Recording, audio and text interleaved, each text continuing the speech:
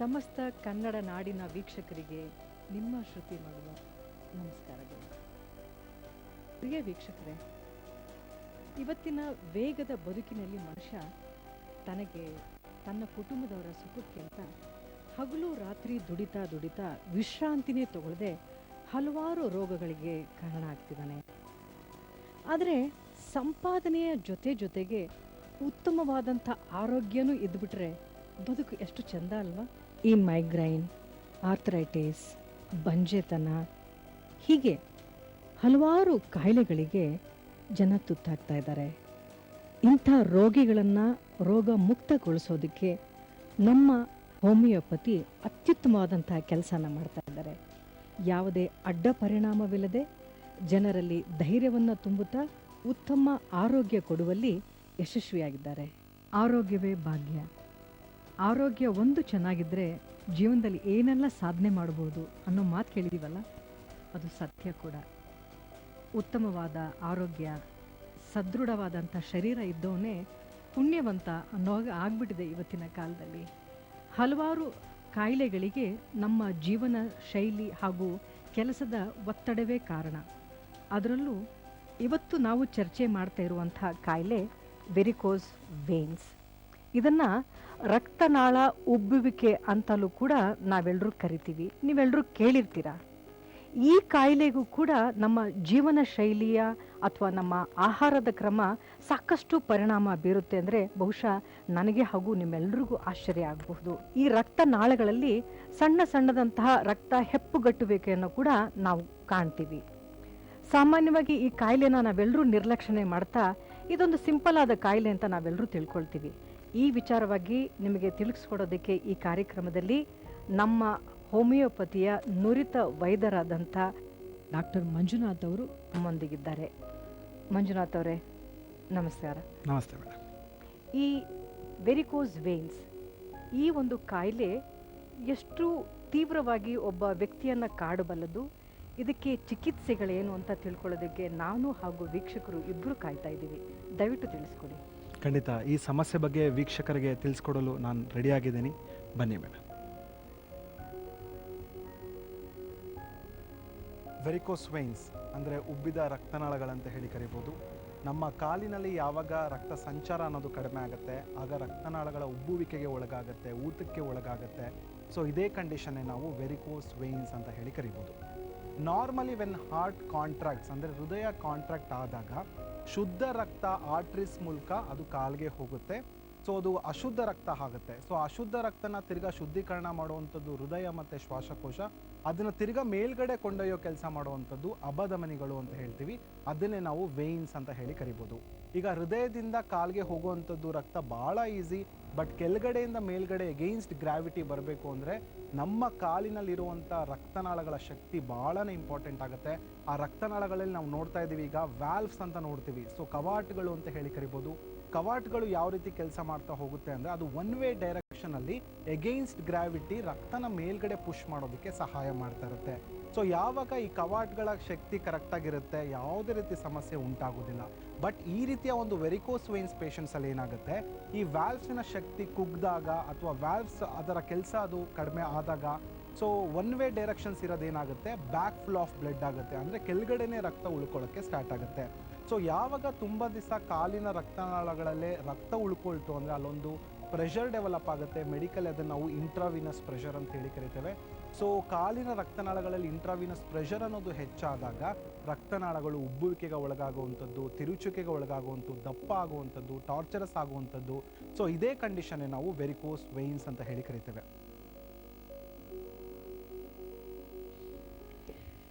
ನೋಡಿದ್ರಲ್ಲ ವೀಕ್ಷಕರೇ, ಈ ವೆರಿಕೋಸ್ ವೈನ್ಸ್ ಬಗ್ಗೆ ನಮ್ಮ ಹೋಮಿಯೋಪತಿ ವೈದ್ಯರಾದ ಡಾಕ್ಟರ್ ಮಂಜುನಾಥ್ ಅವರು ಎಷ್ಟು ಸರಳವಾಗಿ ಎಷ್ಟು ವಿವರವಾಗಿ ತಿಳಿಸಿದ್ರು ಅಂತ.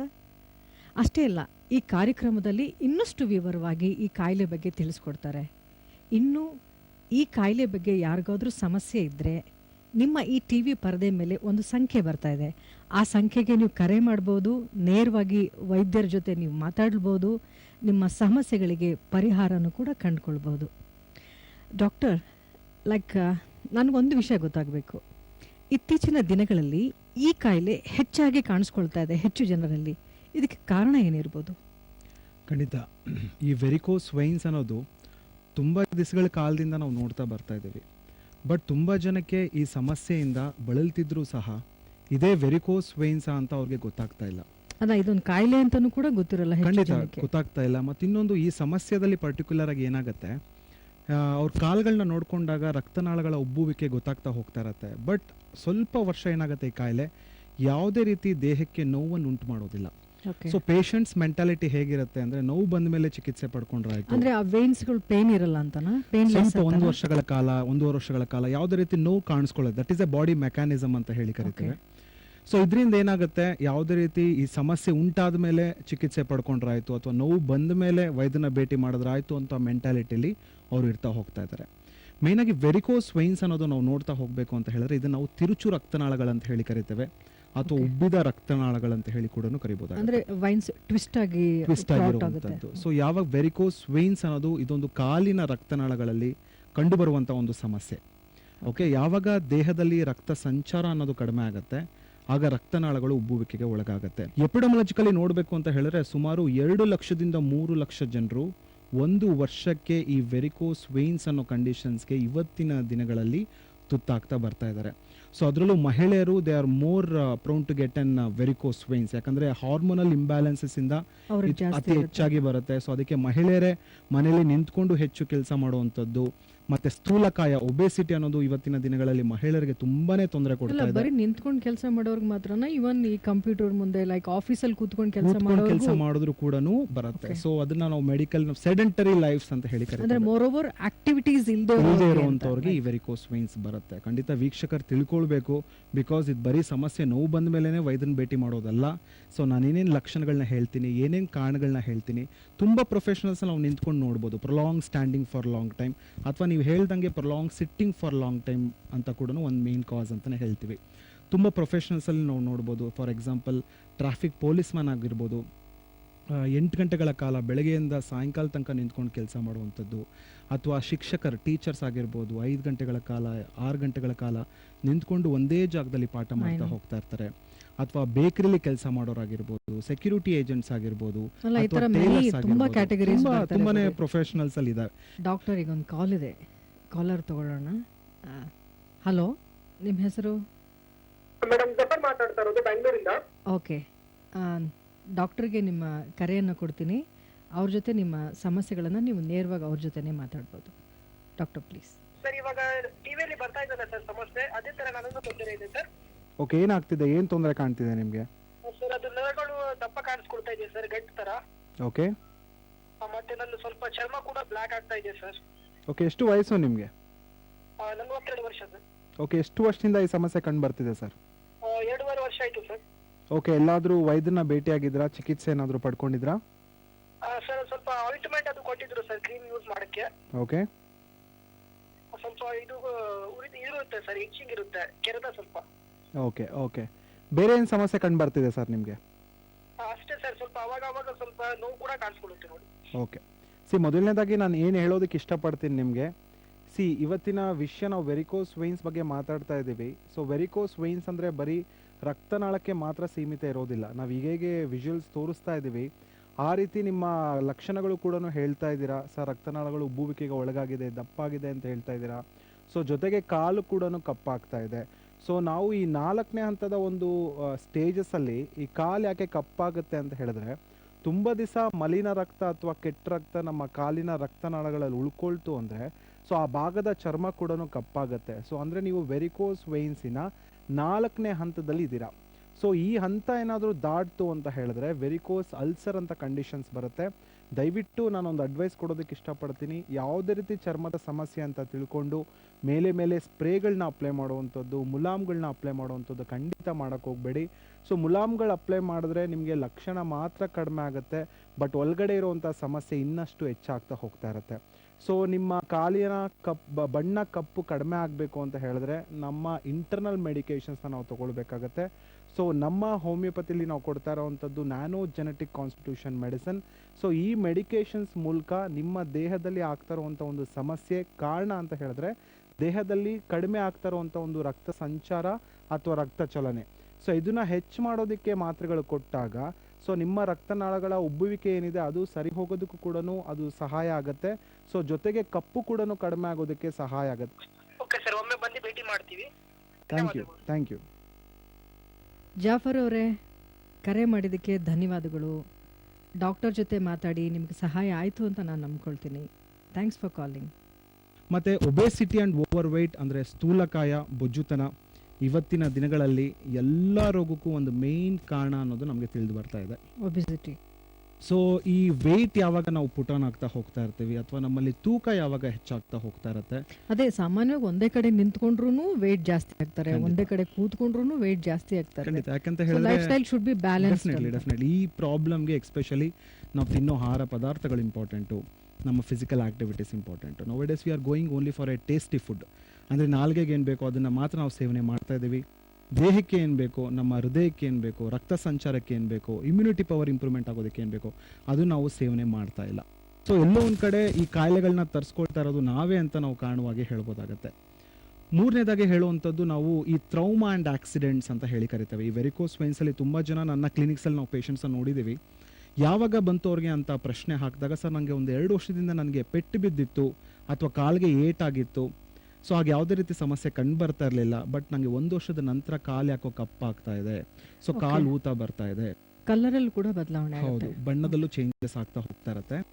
ಯಾಕೆ ಅಂತ ಹೇಳಿದ್ರೆ ಏಟ್ ಬಿದ್ದಾಗ ಅಥವಾ ಪೆಟ್ಟು ಬಿದ್ದಾಗ ಏನಾಗುತ್ತೆ, ಆ ರಕ್ತನಾಳಗಳು ವೇನ್ಸ್ ಅಂತ ಹೇಳ್ತೀವಿ, ಅದು ಅಬ್ಸ್ಟ್ರಕ್ಷನ್ ಆಗ್ಬೋದು, ಅಲ್ಲಿ ರಕ್ತ ಹೆಪ್ಪುಗಟ್ಟಬಹುದು, ಕೆಳಗಡೆ ಉಳ್ಕೊಳ್ಳುವಂತ ಒಂದು ರಕ್ತ ಮೇಲ್ಗಡೆ ಸಂಚಾರ ಆಗದೆ ಇರ್ಬೋದು. ಪಂಪ್ ಆಗದೆ ಇರ್ಬೋದು. ಸೊ ಇದರಿಂದ ಏನಾಗುತ್ತೆ, ಸ್ವಲ್ಪ ದಿನಗಳ ನಂತರ ಈ ವೆರಿಕೋಸಿಟಿ ವೇನ್ಸ್, ವೆರಿಕೋಸಿಟಿ ಅವರಲ್ಲಿ ಕೂಡ ಕಾಣ್ತಾ ಬರ್ಬೋದಾಗತ್ತೆ. ಬರೀ ನಿಂತ್ಕೊಂಡು ಕೆಲಸ ಮಾಡೋರಲ್ಲಿ ಮಾತ್ರ ಅಲ್ಲ, ನಾವೆಷ್ಟೋ ಜನ ಈ middle age group of people, ಮಹಿಳೆಯರಲ್ಲೂ ಹೆಚ್ಚಾಗಿ ನಾವು ನೋಡ್ತಾ ಹೋಗ್ತಾ ಇದೀವಿ, Okay. Because of hormonal imbalance. Imbalance. So ಪ್ರತಿಯೊಂದು ಮನುಷ್ಯನ ದೇಹದಲ್ಲಿ ನಾವು ಹಾರ್ಮೋನ್ಸ್ ಅನ್ನೋದು ನೋಡ್ತೀವಿ. ಹಾರ್ಮೋನ್ಸ್ ಪಾತ್ರ ನಮ್ಮ ದೇಹಕ್ಕೆ ಬಹಳನೇ ಇಂಪಾರ್ಟೆಂಟ್. ಸೊ ಎಕ್ಸ್ಪೆಷಲಿ ಈ ರೀತಿಯ ಒಂದು ಮೆನೋಪಾಸಲ್ ಏಜ್ ಅಂತ ಹೇಳ್ತೀವಿ, ಅಥವಾ ಮುಟ್ಟು ನಿಲ್ಲೋ ಸಮಯದಲ್ಲಾಗಿರ್ಬೋದು, ಅಥವಾ ತುಂಬ ಜನ ಹುಡುಗಿರು ಈ ಇವತ್ತಿನ ದಿನಗಳಲ್ಲಿ ಕಾಂಟ್ರಾಸೆಪ್ಟಿವ್ ಪಿಲ್ಸ್ ಯೂಸರ್ಸ್ ಅಂತ ಹೇಳಿ ಕರಿತೇವೆ. ಅಂದರೆ ಗರ್ಭ ನಿರೋಧಕ ಮಾತ್ರೆಗಳನ್ನ ಸೇವನೆ ಮಾಡ್ತಾ ಹೋಗ್ತಾ ಇರ್ತಾರೆ. ಸೊ ಆರ್ಟಿಫಿಷಿಯಲಿ ಈ ಟ್ಯಾಬ್ಲೆಟ್ಸ್ಗಳನ್ನ, ಡ್ರಗ್ಸ್ಗಳನ್ನ ತೊಗೊಂಡಾಗ ಏನಾಗುತ್ತೆ, ನಮ್ಮಲ್ಲಿ ಹಾರ್ಮೋನಲ್ ಇಂಬ್ಯಾಲೆನ್ಸಸ್ ಅನ್ನೋದು ಆಗುತ್ತೆ. ಎಕ್ಸ್ಪೆಷಲಿ ಈಸ್ಟ್ರೋಜನ್ ಅನ್ನೋ ಹಾರ್ಮೋನು ಏರ್ಪೇರ್ ಆಗೋದ್ರಿಂದ ಇದು ಡೈರೆಕ್ಟಾಗಿ ವ್ಯಾಲ್ವ್ಸ್ ಅಥವಾ ಕವಾಟಗಳನ್ನ ವೀಕ್ ಮಾಡೋಕ್ಕೆ ಸ್ಟಾರ್ಟ್ ಮಾಡುತ್ತೆ. ಈ ಮೆನೋಪಾಸಲ್ ಏಜಲ್ಲಿ ಏನಾಗುತ್ತೆ, ಹಾರ್ಮೋನಲ್ ಇಂಬ್ಯಾಲೆನ್ಸ್ ಎಕ್ಸ್ಪೆಷಲಿ ಈಸ್ಟ್ರೋಜನ್ ಅನ್ನೋದು ಕಡಿಮೆ ಆಗ್ತಾ ಹೋಗೋದ್ರಿಂದ ಇದು ರಕ್ತ ಸಂಚಾರಕ್ಕೆ ಅಡೆತಡೆ ಆಗ್ಬೋದು, ದೇಹದ ಒಂದು ರಕ್ತನಾಳಗಳು ವೀಕ್ ಆಗೋಕ್ಕೆ ಸ್ಟಾರ್ಟ್ ಆಗುತ್ತೆ. ಸೊ ಅದರಿಂದ ಆ ಏಜಲ್ಲಿ ಅಥವಾ ಕಾಂಟ್ರಾಸೆಪ್ಟಿವ್ ಪಿಲ್ಸ್ ಯೂಸರ್ಸಲ್ಲೂ ಕೂಡ ಈ ರೀತಿಯ ವೆರಿಕೋಸ್ ವೇನ್ಸ್ ಬರುವಂಥ ಸಾಧ್ಯತೆ ಖಂಡಿತ ಇರುತ್ತೆ. ಎಷ್ಟೋ ಜನ ಹುಡುಗಿರು ನಾವು ನೋಡಿರ್ಬೋದು, ಕ್ರಾಸ್ ಡಿಲ್ಲಾಗಿ ತುಂಬ ಹೊತ್ತು ಕೂತ್ಕೊಳ್ತಾರೆ. ಸೊ ಇದರಿಂದ ಕೂಡ ದೇಹದಲ್ಲಿ ಒಂದು ರಕ್ತ ಸಂಚಾರ ಅಡೆತಡೆ ಆಗ್ಬೋದು. ಸೊ ಹೃದಯದಿಂದ ಕಾಲಿಗೆ ಹೋಗ್ಬೋದು, ಕಾಲಿಂದ ಹೃದಯಕ್ಕೆ ಅವರು ಬಳಸುವಂತ ಉಡುಪು ಇರ್ಬೋದು, ಟೈಟ್ ಜೀನ್ಸ್ ಇರ್ಬೋದು, ಖಂಡಿತ ಅದು ಕೂಡ ಒಂದು ಮೇನ್ ಕಾರಣ ಅಂತ ಹೇಳಿ. Especially tight clothings around waist ಅಂತ ಹೇಳಿ ಕರಿತೇವೆ. ಸೊಂಟದ ಭಾಗದಲ್ಲಿ ಕಟ್ಟುವಂತ ಒಂದು ಟೈಟ್ ಬಟ್ಟೆಗಳಾಗಿರ್ಬೋದು. ತುಂಬಾ ಪುರುಷರು ಕೂಡ ತುಂಬಾ ಟೈಟ್ ಆಗಿ ಬೆಲ್ಟ್ಗಳನ್ನ ಹಾಕೊಳ್ತಾರೆ, ತುಂಬಾ ಟೈಟ್ ಆಗಿ ಪ್ಯಾಂಟ್ಗಳನ್ನ ಹಾಕೊಳ್ತಾರೆ. ಇದೆಲ್ಲೋ ಒಂದ್ ಕಡೆ ಇಂಡೈರೆಕ್ಟ್ ಆಗಿ ವೆರಿಕೋಸ್ ವೇನ್ಸ್ ಬರೋದಕ್ಕೆ ಕಾರಣ ಅಂತಾನೆ ಹೇಳ್ಬೋದಾಗತ್ತೆ. ಮತ್ತೆ ಎಷ್ಟೋ ಜನಕ್ಕೆ ಗೊತ್ತಿಲ್ಲ, ಇದು ಅನುವಂಶಿಕತೆ ಕೂಡ ಹೌದು. ಸೊ ಒಂದು 30 to 40% ಆಫ್ ಕೇಸಸ್ ಅಲ್ಲಿ ನಾವು ಅನುವಂಶಿಕತೆ ಕೂಡ ನಮ್ಮ ಪ್ರಾಕ್ಟೀಸ್ ಅಲ್ಲಿ ನೋಡಿದೇವಿ. ಡಾಕ್ಟರ್, ಮತ್ತೊಂದು ಕರೆ ಇದೆ, ಈ ಕರೆಯನ್ನು ತಗೊಳ್ತೀನಿ. ಹಲೋ, ನಮಸ್ಕಾರಮ್ಮ, ಏನ್ ನಿಮ್ಮ ಹೆಸರು? ಓಕೆ, ಏನಂದ್ರೆ ನಿಮ್ಮ ಹೆಸರು? ಪೂಜಾ, ಕಡೂರಿಂದ ಮಾಡ್ತಾ ಇದ್ದೀರಿ. ಪೂಜಾ, ಯಾವ ಕಾಯಿಲೆ ಬಗ್ಗೆ ಮಾತಾಡ್ತಾ ಇದೀವಿ ಗೊತ್ತಲ್ಲ? ಹೌದಮ್ಮ, ಅವ್ರ ಹತ್ರನೇ ಮಾತಾಡಿ, ನನಗೇನು ಗೊತ್ತಾ ಕಾಯಿಲೆ ಬಗ್ಗೆ ಹೇಳೋದಕ್ಕೆ, ಡಾಕ್ಟರ್ ಹತ್ರನೇ ಮಾತಾಡಿ. Doctor please. ಹಲೋ.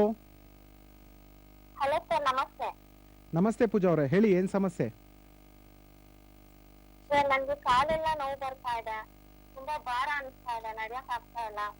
ಓಕೆ, ಎಷ್ಟು ವಯಸ್ಸು ಪೂಜಾ ಅವರೇ ನಿಮ್ಗೆ? ನಂಗೆ 33 ವರ್ಷ. ಓಕೆ, ಸೊ ನೋವು ಅಂದ್ರೆ ನಿಮ್ಗೆ ಕಾಲಿನಲ್ಲಿ ಎಳ್ತ ಕಂಡು ಬರ್ತಿದ್ಯಾ, ಅಥವಾ ಪಾದದಲ್ಲಿ ನೋವು ಕಂಡು ಬರ್ತಿದ್ಯಾ, ಜಾಯಿಂಟ್ ಅಲ್ಲಿ ನೋವು ಬರ್ತಿದ್ಯಾ, ಯಾವ್ದಲ್ಲಿ ನೋವು ಕಂಡು ಬರ್ತಿದೆ? ಕಾಲೆಲ್ಲ ನೋವು ಬರ್ತಾ ಇದೆ, ಅದು ನರಗಳ ತರ ಎಲ್ಲ ಕಾಣಿಸ್ತಾ ಇದೆ. ಓಕೆ, ಇವಾಗ ಟಿವಿಲಿ ನೋಡಿದೆ ಸರ್, ಅದಕ್ಕೆ ನಾನು ಕಾಲ್ ಮಾಡಿದೆ. ಓಕೆ, ಏನ್ ಕೆಲಸ ಮಾಡ್ತೀರಾ ನೀವು ಪೂಜಾ ಅವರೇ? ನಾನು ಆಫೀಸಲ್ಲಿ ವರ್ಕ್ ಮಾಡ್ತಾ ಇರ್ತೇನೆ ಸರ್. ತುಂಬ ಏನಾದರೂ ನಿಂತ್ಕೊಂಡು ಕೆಲಸ ಮಾಡುವಂಥದ್ದು ಅಥವಾ 6 ಗಂಟೆಗಳ ಕಾಲ ತುಂಬ ಹೊತ್ತು ಕೂತ್ಕೊಂಡು ಕೆಲಸ ಮಾಡೋದೇನಾದರೂ ಉಂಟಾ ನಿಮ್ಮಲ್ಲಿ? ಯಾವಾಗ್ಲೂ ಕೂತ್ಕೊಂಡು ಕೆಲಸ ಮಾಡ್ತಾ ಇರ್ತೇನೆ. Okay, so that may be the reason ಅಂತ ಹೇಳ್ಬೋದು. ನಾನು ಕಾಯಿಲೆ ಬಗ್ಗೆ ಈಗ ತಿಳಿಸ್ಕೊಡ್ತಿದ್ದೆ ವೀಕ್ಷಕರಿಗೆ. ಸೊ ಇದು ಕೂತ್ಕೊಂಡ್ರೆ ಕೆಲಸ ಮಾಡೋರಲ್ಲೂ, ತುಂಬ ವರ್ಷಗಳ ಕಾಲ ಕೆಲಸ ಮಾಡೋರಲ್ಲೂ ಈ ರೀತಿಯ ಸಮಸ್ಯೆಗಳು ಕಂಡು ಬರುತ್ತೆ. ಬಟ್ ನೀವೇನು ಹೇಳ್ತಾ ಇದ್ದೀರಾ, ಸ್ವಲ್ಪ ನೋವು ಅಂತ ಹೇಳ್ತಾ ಇದ್ದೀರಾ, ಭಾರ ಅಂತ ಹೇಳ್ತಾ ಇದ್ದೀರಾ. ಸೊ ನಮ್ಮ ಕಾಲಲ್ಲಿ ಯಾವಾಗ ರಕ್ತನಾಳಗಳಲ್ಲಿ ರಕ್ತ ತುಂಬ ದಿವಸ ಉಳ್ಕೊಳ್ಳುತ್ತೆ, ನಮ್ಮ ಕಾಲು ನಮಗೆ ಭಾರ ಅಂತ ಅನಿಸುತ್ತೆ. ಎಷ್ಟೋ ಜನ ಇದನ್ನು ನೆಗ್ಲೆಕ್ಟ್ ಮಾಡ್ತಾ ಹೋಗ್ತಾ ಇರ್ತಾರೆ. ಸೊ ಇದಕ್ಕೆ ಒಂದು ಅಡ್ವೈಸ್ ಕೊಡೋದಕ್ಕೆ ಇಷ್ಟಪಡ್ತೀನಿ. ಸೊ ದಿನದಲ್ಲಿ ನೀವು ಮಲ್ಕೊಳ್ಬೇಕಾದ್ರೆ ಮಿನಿಮಮ್ ಆಗಿ ಅಟ್ಲೀಸ್ಟ್ 1 ಫೀಟ್ ಆದರೂ ನೀವು ಹೈಟ್, ಅಂದರೆ ಏನಾದರೂ ತಲೆದಿಂಬು ಇಟ್ಕೊಳ್ಳುವಂಥದ್ದಾಗಿರ್ಬೋದು. ಮಲ್ಕೊಳ್ಬೇಕಾದ್ರೆ 2 ಕಾಲುಗಳನ್ನ ಮೇಲೆತ್ತಿ ನೀವು ಮಲ್ಕೊಳ್ತಾ ಬಂತು ಅಂದರೆ ಬ್ಯಾಕ್ ಫುಲ್ ಆಫ್ ಬ್ಲಡ್ ಅಂತ ಹೇಳ್ತೀವಿ. ಸೊ ಅದು ನಿಮಗೆ ಸಹಾಯ ಮಾಡುತ್ತೆ ಅಂದ್ಕೊಳ್ತೀನಿ. ಸೊ ಜೊತೆಗೆ ಹೋಮಿಯೋಪತಿಕ್ ಮಾತ್ರೆಗಳು ಕೂಡ ನೀವು ಸೇವನೆ ಮಾಡಬೇಕಾಗತ್ತೆ. ಬಿಕಾಸ್ ಇದು ಯಾವಾಗ ಭಾರ ಅಂತ ಹೇಳ್ತಾ ಇದ್ದೀರಾ ಅಂದರೆ ಎಲಾಸ್ಟಿಸಿಟಿ ನಿಮಗೆ ಕಡಿಮೆ ಆಗ್ತಾ ಇದೆ. ಸೊ ಜೊತೆಗೆ ಆ ಥಿನ್ನಿಂಗ್ ಆಫ್ ವೇನ್ಸು ಕೂಡ ನಿಮಗೆ ಆಗುವಂಥ ಸಾಧ್ಯತೆಗಳು ಖಂಡಿತ ಇರುತ್ತೆ. ಬಟ್ ಇದು ನಿಮ್ಮ ಲೈಫ್ ಸ್ಟೈಲಿಂದ ಬಂದಿರೋದ್ರಿಂದ ಸೊ ಕಂಟಿನ್ಯೂಸ್ ಆಗಿ ನೀವು ಒಂದು 3 ಗಂಟೆಗಳ ಕಾಲ 4 ಗಂಟೆಗಳ ಕಾಲ ಕೂತ್ಕೊಂಡು ಕೆಲಸ ಮಾಡೋದನ್ನು ಆದಷ್ಟು ಸ್ವಲ್ಪ ಅವಾಯ್ಡ್ ಮಾಡ್ತಾ ಬನ್ನಿ. ಸೊ ಅಟ್ಲೀಸ್ಟ್ 1 ಗಂಟೆಗಳ ಕಾಲ ಒಂದು 5 ನಿಮಿಷ ಓಡಾಡೋವಂಥದ್ದು, ಒಂದು 10 ನಿಮಿಷ ಓಡಾಡುವಂಥದ್ದು, ಈ ರೀತಿಯ ಒಂದು ಕೆಲಸಗಳನ್ನ ಮಾಡಿ. ಸೊ ಜೊತೆಗೆ ಉಪ್ಪಿನಂಶ ಇರೋ ಪದಾರ್ಥಗಳನ್ನ ಆದಷ್ಟು ಕಡಿಮೆ ಮಾಡಬೇಕಾಗತ್ತೆ. ಬಿಕಾಸ್ ನಮ್ಮ ದೇಹದಲ್ಲಿ ರಕ್ತ ಸಂಚಾರ ಹೆಚ್ಚಾಗಬೇಕು ಅಂತ ಹೇಳಿದ್ರೆ ಉಪ್ಪಿನಂಶ ಆದಷ್ಟು ಕಡಿಮೆ ಮಾಡಬೇಕು. ಸ್ವಲ್ಪ ಫೈಬರ್ ರಿಚ್ ಫುಡ್ಸ್ನ ಆದಷ್ಟು ಹೆಚ್ಚಿನ ರೀತಿಯಲ್ಲಿ ತಗೊಳ್ಳಿ. ಸೊ ಫೈಬರ್ ರಿಚ್ ಫುಡ್ಸ್ನ ನಾವು ಓಟ್ಸಲ್ಲಿ ನೋಡ್ಬೋದು, ಸೊ ನಟ್ಸಲ್ಲಿ ನೋಡ್ಬೋದು, ಪಲ್ಸಸ್ಸಲ್ಲಿ ನೋಡ್ಬೋದು, ಕ್ಯಾರೆಟಲ್ಲಿ ನೋಡ್ಬೋದು. ನಾನಾ ಥರದ ಒಂದು ದಿನದ ಪದಾರ್ಥಗಳಲ್ಲಿ ನಾವು ಈ ಫೈಬರ್ ರಿಚ್ ಫುಡ್ಸ್ನ ತೊಗೊಳ್ತಾ ಬರ್ತಾ ಇರ್ತೀವಿ. ಸೊ ಎಲ್ಲ ರೋಗಕ್ಕೂ ಮದ್ದೇ ರಾಮಬಾಣ ಅಂತ ನಾವು ಹೇಳೋದಿಲ್ಲ. ಸೊ ಮದ್ದು ಎಷ್ಟರ ಮಟ್ಟಿಗೆ ಹೆಲ್ಪ್ ಮಾಡುತ್ತೆ ಅಷ್ಟೇ ಸಪೋರ್ಟ್ ನಿಮ್ಮ ಕಡೆಯಿಂದನೂ ಇರಬೇಕಾಗತ್ತೆ. ಸೊ ಇದು ಕೂತ್ಕೊಂಡು ನಿಂತ್ಕೊಂಡು ಕೆಲಸ ಮಾಡೋದ್ರಿಂದ ಬಂದಿರೋದ್ರಿಂದ ನಿಮಗೆ ಈ ರೀತಿಯ ಒಂದು ಸಮಸ್ಯೆಗಳು ಕಂಡುಬರ್ತಾ ಇದೆ. ಪೂಜಾ ಅವರೇ, ನಿಮ್ಮ ಎಲ್ಲ ಪ್ರಶ್ನೆಗಳಿಗೆ ಉತ್ತರ ಸಿಕ್ಕಿದೆ ಅಂತ ನಾನು ನಂಬ್ತೀನಿ.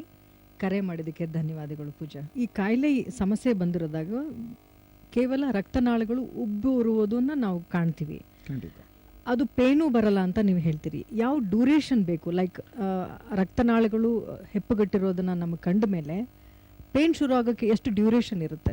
ಖಂಡಿತ ಇದನ್ನ ನಾವು ಎಕ್ಸಾಕ್ಟ್ ಆಗಿ ಇಷ್ಟೇ ಡ್ಯೂರೇಷನ್ ಅಂತ ಹೇಳಕ್ಕಾಗಲ್ಲ. It depends on the immunity ಅಂತ ಹೇಳಿ ಕರಿಬಹುದು. ಈಗ ನಾರ್ಮಲ್ ಆಗಿ ನಾವು ಏಜ್ ಆಗ್ತಾ ಏನಾಗುತ್ತೆ, ನಮ್ಮ ರಕ್ತನಾಳಗಳ ಶಕ್ತಿ ಕುಗ್ತಾ ಹೋಗುತ್ತೆ. ಯಾಕಂದ್ರೆ unless and until we get pain ಅಲ್ಲ, ಈ ಕಾಯಿಲೆ ಇರುವಂತ ಯಾರೇ ಪೇಷಂಟ್ಗಳಾಗ್ಲಿ ಪೇನ್ ಬರದೇ ಹೋದ್ರೆ ಅವ್ರು ವೈದ್ಯರ ಹತ್ರ ಬರೋದಿಲ್ಲ. ಸೊ ಪೇನ್ ಬರೋಕ್ ಮುಂಚೆನೆ ವೈದ್ಯರ ಹತ್ರ ಬರಬೇಕಾ ಅಥವಾ ಅದು ಸೀರಿಯಸ್?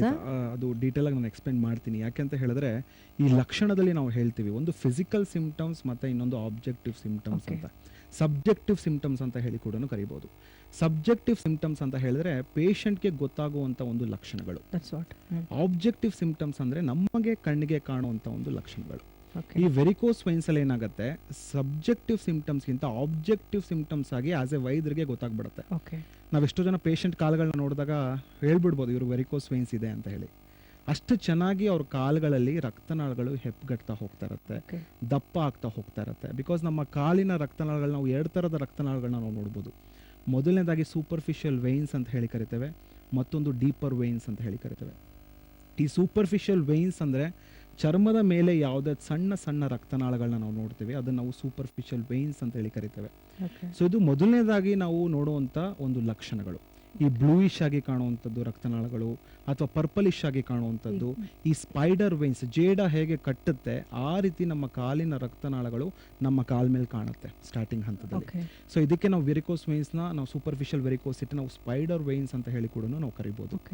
ಸೊ ಈ ಸ್ಟೇಜಸ್ ಅಲ್ಲಿ ಅವರು ಚಿಕಿತ್ಸೆನ ಪಡ್ಕೊಳ್ಬೇಕಾಗತ್ತೆ. ಅಥವಾ ನೋವು ಕಾಣ್ತಿದ್ರೆ there will be an aching pain in the lower extremities ಅಂತ ಹೇಳಿ ಕರಿತೇವೆ. ಅಂದ್ರೆ ಆ ರಕ್ತನಾಳಗಳು ಎಲ್ಲಿ ಉಬ್ಬಿರುತ್ತೋ ಅಲ್ಲಿ ಮಾತ್ರ ಪೇನ್ ಇರುತ್ತಾ ಅಥವಾ ದೇಹದಲ್ಲಿ ಬೇರೆ ಕಡೆನೂ ಇದರ ಸಮಸ್ಯೆ? ಇದೊಂದು ಡಿಪೆಂಡೆಂಟ್ ಪಾರ್ಟ್ ಅಲ್ಲಿ ಕಾಣಿಸ್ಕೊಳ್ಳುವಂತ ಒಂದು ಸಮಸ್ಯೆ. ಎಷ್ಟೋ ಜನರ ತಲೆಯಲ್ಲಿ ಒಂದು ಪ್ರಶ್ನೆ ಇರುತ್ತೆ, ಇದು ಕೈಯಲ್ಲಿ ಬರ್ಬೋದಾ ಡಾಕ್ಟರ್, ಬೆನ್ನಲ್ಲಿ ಬರ್ಬೋದಾ, ತಲೆಯಲ್ಲಿ ಬರ್ಬೋದಾ? ಸೊ ಇದು ಡಿಪೆಂಡೆಂಟ್ ಪಾರ್ಟ್ ಅಲ್ಲಿ ಬರುವಂತ ಸಮಸ್ಯೆ ಅಂತಾನೆ ಹೇಳ್ಬೋದು. ಯಾಕಂದ್ರೆ ನಮ್ಮ ಸೊಂಟದ ಭಾಗದ ಕೆಳಗಡೆ ಭಾಗದಲ್ಲಿ ತೊಡೆ ಹಿಂಭಾಗದಲ್ಲಿ ಆಗಿರ್ಬೋದು ಅಥವಾ ಮೀನ್ ಕಂಡ ಕಾಫ್ ಮಸಲ್ಸ್ ಅಂತ ಹೇಳಿ ಕರಿತೇವೆ. ಎಕ್ಸ್ಪೆಷಲಿ ಈ ಆಂಕಲ್ ರೀಜನ್ ಅಲ್ಲಿ ಕಾಣುವಂತ ಒಂದು ಸಮಸ್ಯೆ. ಬಿಕಾಸ್ ಹೃದಯದಿಂದ ಕಾಲಿಗೆ ರಕ್ತ ಹೋಗ್ತಾ ಇದೆ ಬಟ್ ಕಾಲಿಂದ ಹೃದಯಕ್ಕೆ ಮೇಲ್ಗಡೆ ಬರ್ದೇ ಇರೋದ್ರಿಂದ ಈ ರೀತಿ ಕಾಣಿಸುವಂತ ಒಂದು ಸಮಸ್ಯೆ ಅಂತಾನೆ ಹೇಳ್ಬೋದಾಗತ್ತೆ. ಬಟ್ ನಾನು ಫ್ಯಾಮಿಲಿ ಹಿಸ್ಟ್ರಿ ಒಂದೇ ಅಲ್ಲ, ಸೊ ಕಂಜನೈಟಲ್ ಡಿಫೆಕ್ಟ್ಸ್ ಆಗಿ ನಾವು ನೋಡ್ಬೋದಾಗತ್ತೆ. ಕಂಜನೈಟಲ್ ಡಿಫೆಕ್ಟ್ಸ್ ಆಫ್ ವೇನ್ಸ್ ಅಂದರೆ ಹುಟ್ಟಿದಾಗಿನಿಂದಲೇ ಈ ಸಮಸ್ಯೆ ಕಂಡು ಬರ್ಬೋದಾಗತ್ತೆ. ಓ ಇದು ಬರೀ ನಾವು ಹೇಳ್ತೀವಿ ಮಿಡಲ್ ಏಜ್ ಗ್ರೂಪ್ ಆಫ್ ಪೀಪಲಲ್ಲಿ ಹೆಚ್ಚಾಗಿ ಕಂಡು ಬರುತ್ತೆ. 25 ವರ್ಷ, 35 ವರ್ಷ, 45 ವರ್ಷದ ವಯಸ್ಕರಲ್ಲಿ ಈ ವೆರಿಕೋಸ್ ವೈನ್ಸ್ ಕಾಣುತ್ತೆ. ಬಟ್ ನನ್ನ ಪ್ರಾಕ್ಟೀಸಲ್ಲಿ ಚಿಕ್ಕ ಮಕ್ಕಳಲ್ಲೂ ಒಂದು 10 ವರ್ಷ 5 ವರ್ಷದಲ್ಲೂ ಕಾಣ್ತಾ ಬರೋ ಸಾಧ್ಯತೆಗಳಿರುತ್ತೆ. ಅಂಥವ್ರಲ್ಲಿ ಕಾರಣಗಳ ಬಗ್ಗೆ ಹೇಳಬೇಕು ಅಂತ ಹೇಳಿದ್ರೆ ಕಂಜನೈಟಲ್ ಡಿಫೆಕ್ಟ್ಸ್, ಹುಟ್ಟಿದಾಗಿನಿಂದಲೇ ಅವರ ರಕ್ತನಾಳಗಳ ಶಕ್ತಿ ಕುಗ್ತಾ ಹೋಗಿರುತ್ತೆ.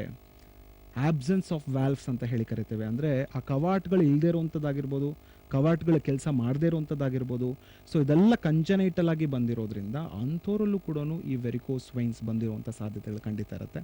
ಮತ್ತು ಇವತ್ತಿನ ದಿನಗಳಲ್ಲಿ ನಾವು ನೋಡ್ಬೋದು ಹ್ಯಾಬಿಟ್ಸ್.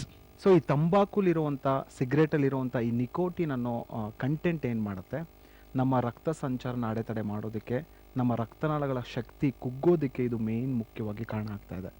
ಸೊ ಅಭ್ಯಾಸಗಳು ಒಂದೇ ಅಲ್ಲ. ಈಗ ಎಷ್ಟೋ ಜನ ಈಗ ಜಿಮ್ಗೆಲ್ಲ ಹೋಗ್ತಾರೆ, ಸೊ ಬಾಡಿನ ಚೆನ್ನಾಗಿ ಇಟ್ಕೊಳ್ಬೇಕು ಅಥವಾ ಇದೊಂದು ಅಭ್ಯಾಸವಾಗಿ ನಾವು ತಗೊಳ್ತಾ ಇದ್ದೀವಿ ಇವತ್ತಿನ ದಿನಗಳಲ್ಲಿ. ಜಿಮ್ಮಲ್ಲೂ ಕೂಡ ತುಂಬ ವೆಯ್ಟ್ ಲಿಫ್ಟಿಂಗ್ ಮಾಡುವಂಥದ್ದು, ಅಂದರೆ ತುಂಬ ಭಾರ ಇರೋ ಪದಾರ್ಥಗಳನ್ನ ಎತ್ತುವಂಥದ್ದಾಗಿರ್ಬೋದು. ಅಂದರೆ ಇನ್ಕ್ರೀಸ್ಡ್ ಅಬ್ಡೋಮಿನಲ್ ಪ್ರೆಷರ್ ಅಂತ ಹೇಳಿ ಕರಿತೇವೆ. ಅಂದರೆ ಹೊಟ್ಟೆಯ ಭಾಗದಲ್ಲಿ ಮಾಂಸಖಂಡಗಳು ಯಾವಾಗ ಅದು ಪ್ರೆಷರ್ ಉಂಟಾಗ್ತಾ ಹೋಗ್ತಾ ಇರುತ್ತೆ, ಒತ್ತಡಕ್ಕೆ ಒಳಗಾಗ್ತಾ ಹೋಗ್ತಾ ಇರುತ್ತೆ. ನೀವು ಜಿಮ್ ಅಂದಾಗ ನನಗೊಂದು ವಿಚಾರ ಜ್ಞಾಪಕ ಬಂತು. ಇತ್ತೀಚಿನ ದಿನಗಳಲ್ಲಿ ಪ್ರತಿ ಒಂದು ಏರಿಯಾಗೆ 2 ಜಿಮ್ಗಳನ್ನ ನಾವು ನೋಡ್ತಾ ಇದ್ದೀವಿ. ಇವತ್ತು ಜನಕ್ಕೆ ಒಂಥರ ಫ್ಯಾಷನ್, ತುಂಬ ಚೆನ್ನಾಗಿ ಕಾಣಬೇಕು, ನಾವು ಹೆಲ್ದಿಯಾಗಿರಬೇಕು ಅಂತ. ಅಫ್ಕೋರ್ಸ್ ಎಸ್, ಹೆಲ್ದಿಯಾಗಿರಬೇಕು. ಆದರೆ ಅದರಲ್ಲಿರೋ ಒಂದು ವಿಚಾರ ಏನು ಅಂತಂದರೆ, ಕೇವಲ ನೋಡೋಕ್ಕಷ್ಟೇ ನಾವು ಫಿಟ್ಟಾಗಿದ್ದರೆ ಸಾಲದು, ಆರೋಗ್ಯನೂ ಕೂಡ ಅಷ್ಟೇ ಫಿಟ್ಟಾಗಿ ಇಟ್ಕೋಬೇಕಲ್ಲ. ಅಂದರೆ ಒಳಗಡೆ ನಮ್ಮ ದೇಹದಲ್ಲಿರುವಂತಹ ಮಿಷನ್ಸ್ ಇದೆಯಲ್ಲ, ಅದನ್ನು ಕೂಡ ನಾವು ಆರೋಗ್ಯಕರವಾಗಿ ಇಟ್ಕೊಳ್ಳೋದು ಬಹಳನೇ ಮುಖ್ಯ. ಆಚೆ ನೋಡೋದಕ್ಕೆ ಎಷ್ಟು ಚೆನ್ನಾಗಿ ಕಾಣ್ತೀವೋ ಒಳಗಡೆ ಕೂಡ ಆರೋಗ್ಯನ ಅಷ್ಟೇ ಚೆನ್ನಾಗಿ ಇಟ್ಕೊಳ್ಳೋದು ಮುಖ್ಯ.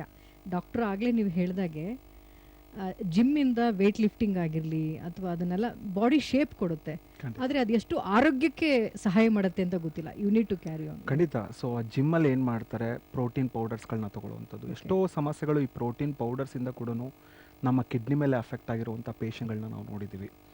ಮತ್ತು ವೆಯ್ಟ್ ಲಿಫ್ಟಿಂಗ್ ಆಗಿರ್ಬೋದು, ಅಂದರೆ ತುಂಬ ಭಾರ ಇರೋ ಪದಾರ್ಥಗಳನ್ನ ಎತ್ತುತ್ತಾ ಹೋಗ್ತಾ ಇರ್ತಾರೆ. ಸೊ ಅದರಿಂದ ಕಾಲಿನ ರಕ್ತನಾಳಗಳ ಮೇಲೆ ಒತ್ತಡ ಅನ್ನೋದು ತುಂಬಾ ಹೆಚ್ಚಾಗ್ತಾ ಹೋಗ್ತಾ ಇರುತ್ತೆ. ವೇನ್ಸಿನ ಒಂದು ವ್ಯಾಲ್ವ್ ತಿನ್ನಾಗ್ತಾ ಹೋಗ್ತಾ ಇರುತ್ತೆ. ಮತ್ತು ಕ್ರಾನಿಕ್ ಕಾನ್ಸ್ಟಿಪೇಷನ್, ಅಂದರೆ ದೀರ್ಘಕಾಲದ ಮಲಬದ್ಧತೆ ಅಂತ ಹೇಳಿ ಕರಿತೇವೆ. ತುಂಬ ಈ ಮಲ ವಿಸರ್ಜನೆ ಮಾಡಬೇಕಾದ್ರೆ ತುಂಬ ಜನ ಮುಕ್ಕಿ ಹೋಗುವಂಥದ್ದು ನಾವು ನೋಡ್ತೇವೆ. ಇದರಿಂದ ಏನಾಗುತ್ತೆ, ಕೆಳಗಡೆ ಇರುವಂಥ ಒಂದು ಕಾಲಿನ ರಕ್ತನಾಳಗಳ ಮೇಲೆ ಒತ್ತಡ ಅನ್ನೋದು ಬಿದ್ದು, ಸೊ ಈ ರೀತಿಯ ಕ್ರಾನಿಕ್ ಕಾನ್ಸ್ಟಿಪೇಷನ್ ಪೇಷಂಟ್ಸಲ್ಲೂ ಕೂಡ ನಾವು ಈ ವೆರಿಕೋಸ್ ವೇನ್ಸ್ನ ನೋಡ್ಬೋದಾಗುತ್ತೆ. ಬಟ್ ಮಹಿಳೆಯರು ತುಂಬ ಜನ ನೀವು ಹೇಳ್ದಂಗೆ ಜಿಮ್ಗಳಿಗೆ ಹೋಗ್ತಾರೆ, ಡಯಟ್ ಅನ್ನೋದು ಮಾಡ್ತಾರೆ. ಹೌದು. ಸೊ ಡಯಟ್ ಅಂದರೆ ಉಪವಾಸ ಇರುವಂಥದ್ದು ಅಂತ ಜನ ತಿಳ್ಕೊಂಡಿದ್ದಾರೆ. ಸೊ ಖಂಡಿತ ಡಯಟ್ ಅಂದರೆ ಉಪವಾಸ ಇರುವಂಥದ್ದಲ್ಲ. ಸೊ ನಮ್ಮ ದೇಹಕ್ಕೆ ಏನು ಬೇಕೋ ಆ ಪ್ರಮಾಣದಲ್ಲಿ ಆಹಾರ ಪದಾರ್ಥಗಳನ್ನ ತಗೊಳ್ಳುವಂಥದ್ದು, ಆ ಕ್ಯಾಲರಿಗಳನ್ನ ಬರ್ನ್ ಮಾಡ್ಕೊಳ್ಳುವಂಥದ್ದು ಡಯಟ್ ಅಂತ ಹೇಳ್ಬೋದಾಗುತ್ತೆ. ಡಾಕ್ಟರ್, ಇನ್ನೊಂದು ಕಾಲ್ನ ತಗೊಳ್ಳೋಣ. ಹಲೋ, ಹಲೋ, ಯಾರು ಮಾತಾಡೋದು? ನಿಮ್ಮ ಹೆಸರೇನು? ನನ್ನ ಹೆಸರು ದೀಪಾ ಅಂತ, ಹುಬ್ಳಿಲಿಂದ ಕಾಲ್ ಮಾಡ್ತಾ ಇದ್ದೀನಿ ಮ್ಯಾಮ್. ಹುಬ್ಳಿಯಿಂದ ಕಾಲ್ ಮಾಡ್ತಿದ್ದೀರಿ? ಹುಬ್ಳಿಯವ್ರು ನೀವು? ಆರಾಮದಿರಿ? ಹಾ, ಆರಾಮಿದ್ದೀನಿ ಮ್ಯಾಮ್. ಓಕೆ, ನೋಡ್ಕೊಂಡ್ಬಿಟ್ಟು ತುಂಬಾ ಖುಷಿ ಆಯ್ತು. Thank you thank you. ಮಾತಾಡೋದೆಲ್ಲ ಬೆಂಗಳೂರು ಭಾಷೆ ಆಗ್ಬಿಟ್ಟೈತೆ ನಿಮ್ಗೆ, ಹುಬ್ಳಿ ಭಾಷೆ ಮರ್ತು ಹೋಗಿರೇನ್ರಿ ನೀವು? ದೀಪಾ ಅವರೇ, ಲೈಕ್ ಈ ಕಾರ್ಯಕ್ರಮನ ನೋಡ್ತಾ ಕತ್ತೀನಿ ಅಂತ ಹೇಳಿದ್ರಿ, ಈ ಸಮಸ್ಯೆ ಬಗ್ಗೆನೂ ನಿಮ್ಗೆ ಗೊತ್ತೈತೆ ಅಂತ ತಿಳ್ಕೊತೀನಿ. ನಿಮ್ಗೆ ಏನೇ ಪ್ರಶ್ನೆ ಇದ್ರೂ ನೇರವಾಗಿ ನೀವು ಡಾಕ್ಟರ್ ಹತ್ರನೇ ಮಾತಾಡ್ರಿ. Doctor please. ಹಲೋ. ಹಲೋ, ನಮಸ್ಕಾರ ಸರ್. ನಮಸ್ತೆ ಮೇಡಮ್, ಹೇಳಿ ಏನು ಸಮಸ್ಯೆಗೆ ಕರೆ ಮಾಡಿದ್ರಿ ಇವತ್ತಿನ ವಿಷಯ ಆಗಿ? ಸರ್, ನಿಮ್ ಕಾರ್ಯಕ್ರಮ ನೋಡ್ತಾ ಇದ್ದೀನಿ. ನನ್ ಮುಂಚೆನೆ ಈ ತರ ಪ್ರಾಬ್ಲಮ್ ಆಗಿತ್ತು. ನಾನು ಪ್ರೆಗ್ನೆಂಟ್ ಇದ್ದಾಗ ಓಕೆ, ಅವಾಗಿನ ಟ್ರೀಟ್ಮೆಂಟ್ ತಗೊಂಡಿಲ್ಲ, ಕಮ್ಮಿ ಆಗಿತ್ತು ನನಗ. ಬಟ್ ಇವಾಗ ನನಗೆ ಅದೇ ತರ ತುಂಬಾ ಕಾಲಲ್ಲಿ ನೋವು ಕಾಣಿಸ್ಕೊತಾ ಇದೆ ನನಗೆ. ಮತ್ತ ಜಾಸ್ತಿ ಹೊತ್ತು ನಿಂತ್ಕೊಂಡು ಕೆಲಸ ಮಾಡಕ್ ಆಗ್ತಾ ಇಲ್ಲ. ಓಕೆ. ಈಗ ಡೆಲಿವರಿ ಆಗಿ ಎಷ್ಟು ದಿನ ಆಯಿತು ನಿಮಗೆ? 4 ವರ್ಷ ಆಗಿದೆ ಸರ್. ಓಕೆ, 4 ವರ್ಷದ ಮುಂಚೆ ಈ ಸಮಸ್ಯೆ ಇತ್ತು. ಹೌದು. ಓಕೆ, ನಿಮ್ಮ ತಾಯಿಗೆ ಏನಾದರೂ ಗರ್ಭಾವಸ್ಥೆ ಸಮಯದಲ್ಲಿ ಈ ಸಮಸ್ಯೆ ಉಂಟಾಗುವಂಥದ್ದು ಏನಾದರೂ ಆ ಥರದ ಸಮಸ್ಯೆಗಳಿತ್ತಾ?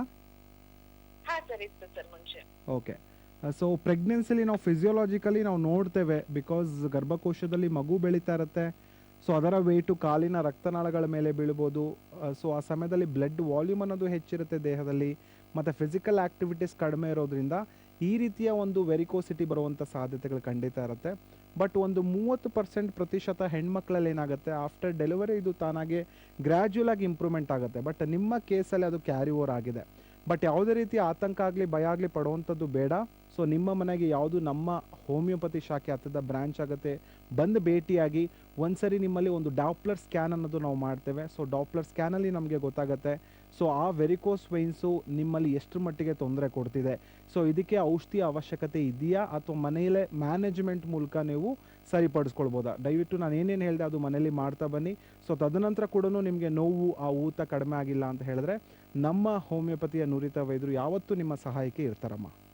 ದೀಪಾ ಅವರೇ, ಕರೆ ಮಾಡಿದ್ದಕ್ಕೆ ತುಂಬ ಧನ್ಯವಾದಗಳು. ಹುಬ್ಳಿಯವರಿಂದ ಯಾರೇ ಕರೆ ಮಾಡಲಿ ನನಗೆ ಭಾಳ ಖುಷಿ ಆಗ್ತೈತಿ.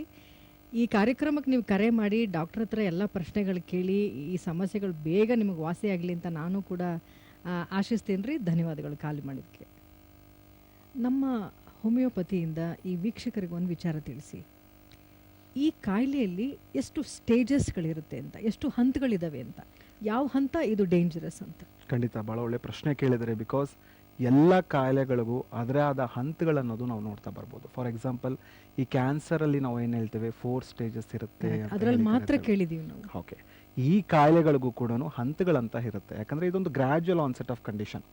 ಯಾರು ಕೂಡ ನನ್ನ ಕ್ಲಿನಿಕ್ಸ್ಗೆ ಬಂದು ಸರ್ ನಿನ್ನೆಯಿಂದ ನನಗೆ ವೆರಿಕೋಸ್ ವೈನ್ಸ್ ಬಂತು ಅಂತ ಯಾರು ಬರೋದಿಲ್ಲ, ಸರ್ ನಂಗೆ 1 ವಾರದಿಂದ ಸ್ಟಾರ್ಟ್ ಆಯಿತು ಅಂತ ಬರೋದಿಲ್ಲ. ತುಂಬ ವರ್ಷಗಳ ಕಾಲ ಈ ಸಮಸ್ಯೆ ನನ್ನ ದೇಹದಲ್ಲಿ ಇದೆ ಡಾಕ್ಟರ್, ತುಂಬ ವರ್ಷಗಳ ಕಾಲ ನಾನು ಇದಕ್ಕೆ ಚಿಕಿತ್ಸೆ ಪಡ್ಕೊಂಡಿದ್ದೀನಿ, ಆದರೂ ಕೂಡ ನನಗೆ ಸಮಸ್ಯೆ ದೂರ ಆಗ್ತಾ ಇಲ್ಲ, ಸೊ ಈಗ ನೀವೇನಾದರೂ ಮಾಡಿ. ಸೊ ಎಲ್ಲೋ ಒಂದು ಕಡೆ ಇದು ಮೆಡಿಸಿನಲ್ ಡಿಪೆಂಡೆನ್ಸಿ ಆಗುವಂಥ ಸಮಸ್ಯೆ ಅಲ್ಲ. ಸೊ ಪೇಷಂಟ್ಸ್ ಏನು ತಿಳ್ಕೊಳ್ತಾರೆ, ಸೊ ಎಲ್ಲನೂ ಔಷಧಿ ಮೂಲಕನೇ ಸರಿ ಹೋಗುತ್ತಾ, ಸೊ ಎಲ್ಲನೂ ನಾನು ಟ್ರೀಟ್ಮೆಂಟ್ ತೊಗೊಂಡ್ಬಿಟ್ರೆ ಅಥವಾ ಸರ್ಜರಿಗೆ ಹೋಗ್ಬಿಟ್ರೆ ಅಥವಾ ಮಾತ್ರೆಗಳನ್ನ ತೊಗೊಂಡ್ರೆ ಸರಿ ಹೋಗುತ್ತಾ. ಇದೊಂದು ಲೈಫ್ ಸ್ಟೈಲ್ ಕಂಡೀಷನಿಂದ ಬಂದಿರೋವಂಥ ಒಂದು ಕಂಡೀಷನ್ ಆಗಿರೋದ್ರಿಂದ ಅನ್ಲೆಸ್ ಅಂಡ್ ಅಂಟಿಲ್ ಅವರ ಲೈಫ್ ಸ್ಟೈಲ್ ಚೇಂಜಸ್ ಮಾಡದೇ ಇರೋ ತನಕ ಇದು ವಾಸಿ ಆಗೋದಿಲ್ಲ.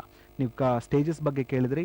ಸೊ ವೆರಿಕೋಸ್ ವೇನ್ಸಲ್ಲಿ ನಾವು 6 ಹಂತಗಳನ್ನ ನಾವು ನೋಡ್ಬೋದಾಗತ್ತೆ. ದೇರ್ ಆರ್ 6 ಸ್ಟೇಜಸ್ ಅಂತಲೇ ಹೇಳ್ಬೋದು.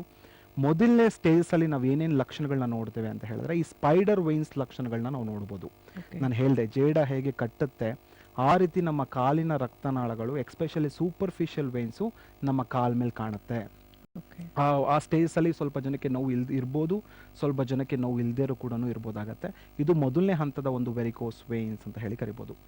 ಎರಡನೇ ಹಂತಕ್ಕೆ ಸ್ವಿಚ್ ಆನ್ ಆಯಿತು ಅಂತ ಹೇಳಿದ್ರೆ ಸೊ ಸೂಪರ್ಫಿಷಿಯಲ್ ವೇನ್ಸ್ ಅಫೆಕ್ಟ್ ಆಗಿರೋದು ನೆಕ್ಸ್ಟ್ ಡೀಪರ್ ವೇನ್ಸ್ಗೆ ಅಫೆಕ್ಟ್ ಆಗ್ತಾ ಹೋಗ್ತಾ ಇರುತ್ತೆ. ಡೀಪರ್ ವೇನ್ಸು ನಮ್ಮ ಕಣ್ಣಿಗೆ ಕಾಣೋದಿಲ್ಲ, ಇದು ಮಾಂಸಖಂಡದ ಒಳಗಡೆ ಇರುವಂಥ ಒಂದು ರಕ್ತನಾಳಗಳು.